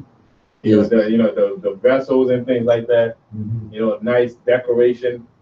He was like, man, people might get tempted. Right. And drop one or two. That's a sin, so you gotta amend for that. So when these nations plunder us, they go right to the temple and take all the gold and silver and all this stuff. And was it Belshazzar? He was drinking common stuff, drinking wine out of the temple, out of these cups and everything like that. And then he saw the hand writing on the wall. Right. Yeah, when they pillaged our temple, and even 70 AD when they said the Ark of Titus, that they walking with the big menorah, the candlestick, and all these things that they pillaged the temple. It's like where this stuff now, they melt the stuff down and they're having a good time with it, So these nations, they're not supposed to be even going and touching these things. Only the priests supposed to touch these things, but the Ark of the Covenant, they don't have that, because Jeremy hid that in a cave in the Mount Nebo. So that they don't have. They can make all kind of movies or whatever, this and that. It might be here or there, but they don't have that. But the rest of the stuff in the temple that dedicated, Solomon dedicated, and holy vessels and everything like that. These nations, when they have us under captivity, the Babylonians and the Romans, they just pillage the temple because they know that there's something so sacred to us. Verse 17. Leviticus chapter 5, verse 17. And if a soul sin and commit any of these things which are forbidden to be done by the commandments of the Lord, though he wist it not, yet is he guilty and shall bear his iniquity. So forbidden things, it shall bear in iniquity. So, you know, you just kind of, as an ordinary person, you just can't just go up and in the temple and touch this and touch that. You know, you can't do that. So your iniquity will become guilty. Sin, yeah. He gonna bear it. In verse 18. Talking about verse 17. Verse 17. Oh, verse 17. I'm just, you know, you have a link for verse 17? Okay. Verse 18. Bring a ram without blemish out of the flock with thy estimation for a trespass offering unto the priest, and the priest shall make an atonement for him concerning his ignorance.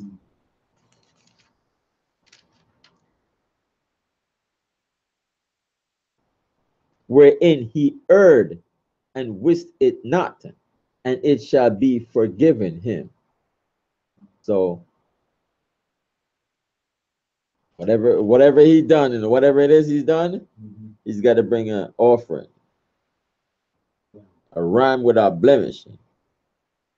And this is not saying that he can bring something else like a turtle dove or fine flour. He has to bring a ram without blemish. And keep in mind that is costly.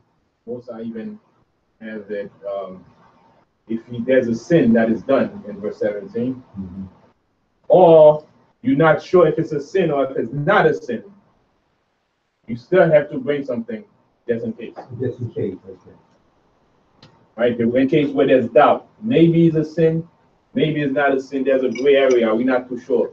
You got to bring something.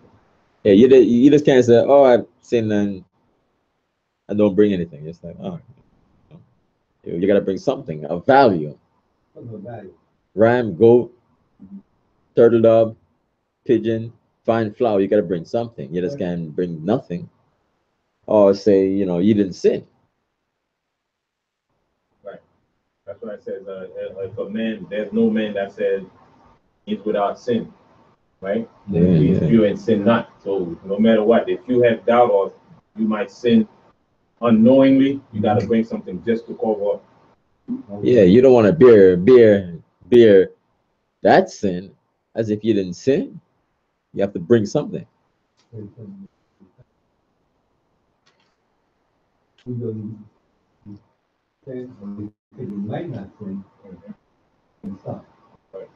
You don't want to fall into the hands of the Most High.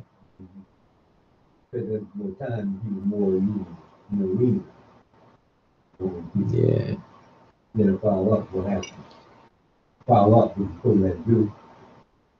And you have to keep your word to it. And that will take your time. Yeah, because a lot of instances, sometimes the Most High put to the death right away. Or sometimes the Most High have mercy upon you, you know. Give us a lot of grace and mercy. I see the difference. Give grace and mercy then, grace and mercy then. Sometimes I say, like, you know, since we have knowledge of the world and what's going on out there, sometimes we see certain things happen to certain people and they just die right then and there in their sin. You know? And you say, like, wow, you know? Now, Vermont had told a lot of people back there at that particular time, they different things happened to them up to now, or something that they back there at that particular time that they caught up with them at this particular time. Yeah, certain things happen to people, you know. Sometimes you wonder what happened to like a child or something like that. Maybe in his other time that he was, you know what I mean, and they caught up with him now. That's why he didn't survive. Right. He was somebody else at that particular time. At this particular time, he was a child. He didn't survive because something he did back there in his past. Right. They caught up with him. So it happens to now. It happens to many of the disciples. They who sin, but they don't take proper measures. Like they say in the word, it's better to be safe than sorry. Right. So you bring something just in case, right? You pretty much be jealous of yourself with a godly jealousy. Right? So you make sure you cover your bases. Mm-hmm. If anything unaware, I'm bringing something. Right. I'm bringing something. Whether I know it or not, I'm bringing something. Right. Yeah. Make sure, that will cover you. Right. Yeah, just want to go to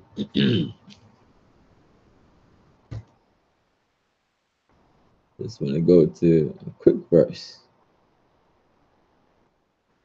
Ecclesiastes. I just wrote it.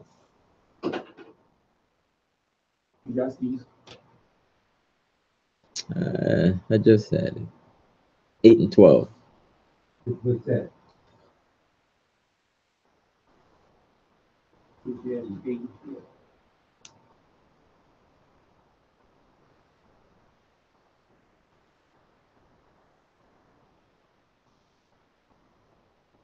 Yeah. Ecclesiastes 8 and 12. That's in the Bible? Yes, in the Bible. Though a sinner do evil 100 times, and his days be prolonged, yet surely I know that it shall be well with them that fear God, which fear before him. So some people could do certain things all their lives, do certain things, but you don't know what the Most High have planned for them.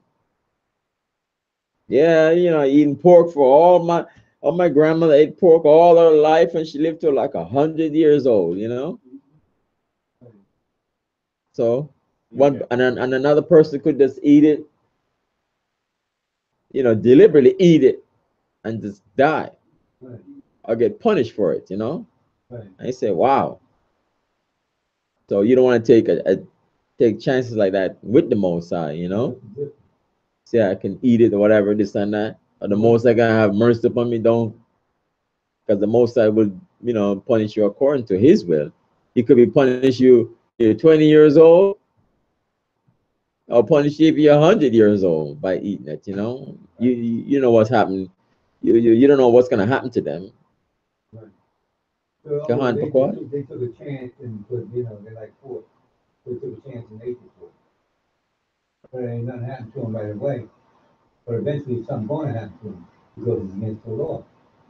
Right, because the key is not so much the pork, it's so much the obedience to keep it, to keeping the law. Right. Eating pork is contrary to the law. Mm-hmm. Even though you eat it, you don't get sick. Right. That doesn't make it right. Mm-hmm. Because so like they say, some people eat it and they live a long time. They don't get killed right away. That doesn't make it right. Right. Just because you don't get killed, that doesn't make it right to continue to do it because it's breaking the Most High's law. Right. But they people, you want to do, they say, "Oh man, what are you talking about? Pork, I eat it. Right. Pork is good for you." But you won't eat it. So some people might say, they use it in medicine and this, that, and the third, and they get some cure. That's why advocating that is bad for you to eat is not always the case. Advocating that is against the law, you're not supposed to eat it. Right, you ain't supposed to eat it. Right. But people do it anyway. Right. A lot of people eat pork. They eat pork. I'm a pork eater, that's what I am. I'm raised on pork. My family raised on pork, and that's what I'm going to do. Right. But that's breaking the Most High's law. Or doing something. The Most High law, they still not looking at it that way. Or doing some other things, being a homosexual, and they live like 80 years old, Right. So you don't know what the Most High have stored for them if they don't repent of it. You catch up with them. Yeah, gone for what? Oh, okay, verse 19. It is a trespass offering. He had certainly trespassed against the Lord. So, to bring a ram without blemish, trespass offering. So that ends.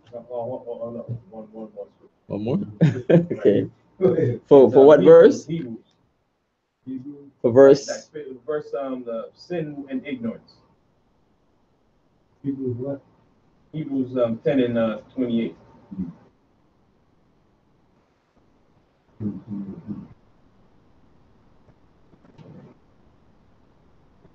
And that's in the New Testament, right? Right, Hebrews 10 and 28.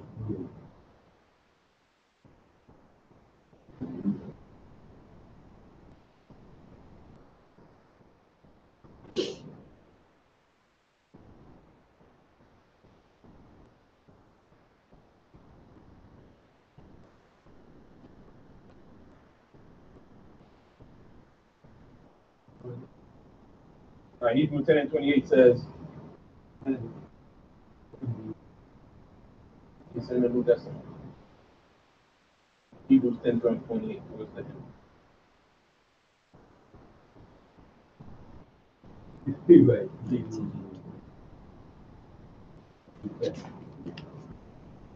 Right. God, it said, he that despised Moses' law died without mercy under 2 or 3 witnesses.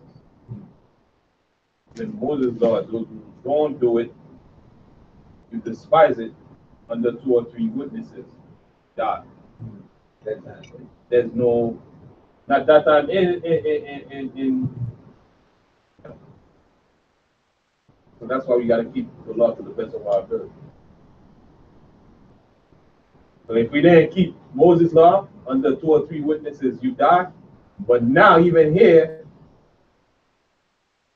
in verse 29, it says, "Of now, how much sour punishment, suppose ye shall he be thought worthy, who have trodden underfoot the Son of God, and have counted the blood of the covenant wherewith he was sanctified and unholy things, and have done this and done despite unto the Spirit of grace." So those who don't keep the law, right? Right. And there's gonna be a harsh punishment. You know, even though we have the grace, but grace is not a license to sin. Yeah. Let me read one. Let me go to Matthew chapter. You finished, right? Mm-hmm. Matthew chapter 18, verse 15. Yeah. Let's go. People say, oh, that's the old law and stuff. Let's go to the New Testament, right? Matthew chapter 18, verse 15.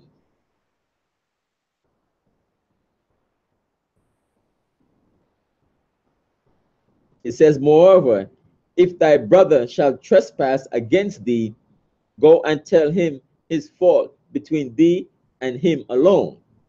All right? Go and, speak to him alone. If he shall hear thee, thou hast gained thy brother. So if you, tell him his trespass and you talk him, and he said, okay, you gain your brother. You dealing with him 1-to-1, right? 1-on-1. Like what Pacard was reading Psalms. No, what is it? Hebrew 10 and 8, 10:28. So verse 16 now. But if he will not hear thee, then take with thee 1 or 2 more, that in the mouth of 2 or 3 witnesses every word may be established. Right? So if you don't gain your brother just because you want him dealing 1-on-1, so you have 1 or 2 more. Right? Yeah, if you're dealing 1-on-1 with him and you get him, okay, fine, you deal with it. It's cool. But if you don't want to hear that, you get 1 or 2 witnesses, more witnesses. Verse 17, and if he shall neglect to hear them, tell it unto the church. But if he neglect to hear the church, let him be unto thee as an heathen man and a publican. So if he's so hard-headed, just because you and him one-on-one talking, then you get one or two people to come and deal with the situation. And if you don't want to hear that, then you take it to the church. But if you don't want to deal with that, then just treat him like a heathen, you know? Because you're trying to resolve the situation one-on-one. If not, then you get a couple of more people and deal with it. If not, then take it to the church. Yeah, hopefully you gain him in one-on-one. So Matthew. Try to get him one-on-one without going through all this, you know what I mean? But he's not gonna sit around with you. The funny thing, the more of this whole thing is, it's like you gotta watch all you do, all your actions. You gotta make sure you at peace with every man, especially the children of Israel, of your own brother. Because whatever happened, whatever you do here, what's going on in the heavens, everything is being recorded. And the Most High is seeing the effort you make to resolve the matter. Yeah. Yeah, well, I had an incident back.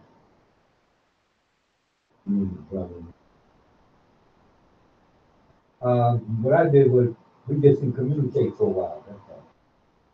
And eventually, we did get back to communicate. We had a lack of misunderstanding between me.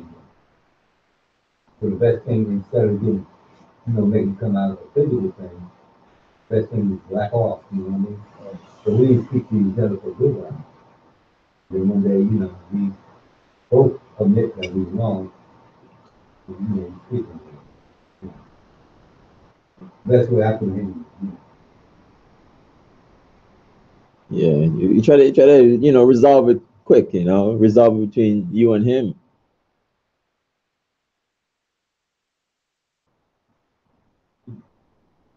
Job thing is the person's soul. If you've been drinking, then Well, you can't reason with a man that is drunk. Drunk or have been drinking. Or on drugs. Or half sleeping,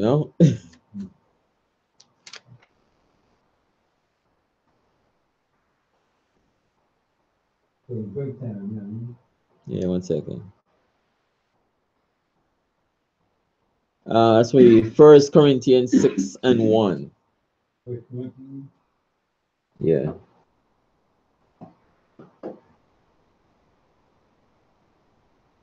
1 Corinthians 6:1. It says, "Dare any of you having a matter against another go to law before the unjust and not before the saints? Do ye not know that the saints shall judge the world? And if the world, you are ye unworthy to judge the smallest matter?" 6:1 and 2. So just like what we read before, you want to deal one-on-one, and then you bring one or two other people to come and resolve the situation, not bring it to the church.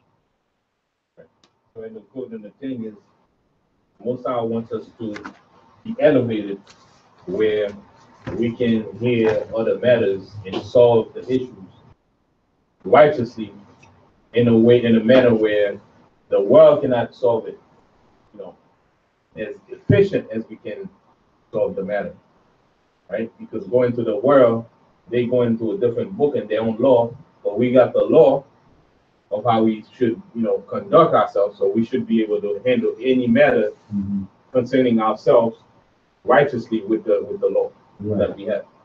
That's why it says in First Corinthians, the scripture you read, how are you gonna go to the heathen to handle something that has to do with us? So we cannot handle this according to that. We're gonna go to the other people, and they're gonna handle this according to their own reason, but not this. Yeah, dragging each other in the court. Yeah, this and that. Let's drag him in court. This and that in court. And sometimes the young guy is like, "Look, whatever, sir. I'm gonna lock up the both of you guys." And you're like, what happened here? Looking for justice then? It's like, because sometimes they do it according to how they see fit. It's like, I don't want to hear this stuff. Fine for you, $500 fine for you, and $500 fine for you also. I say, but and he said himself like, I wish I never did this, because this is just off.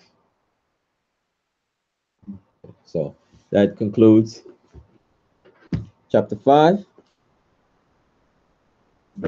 Take a half an hour break. We're gonna come back 110 and do chapter 6. Tell me.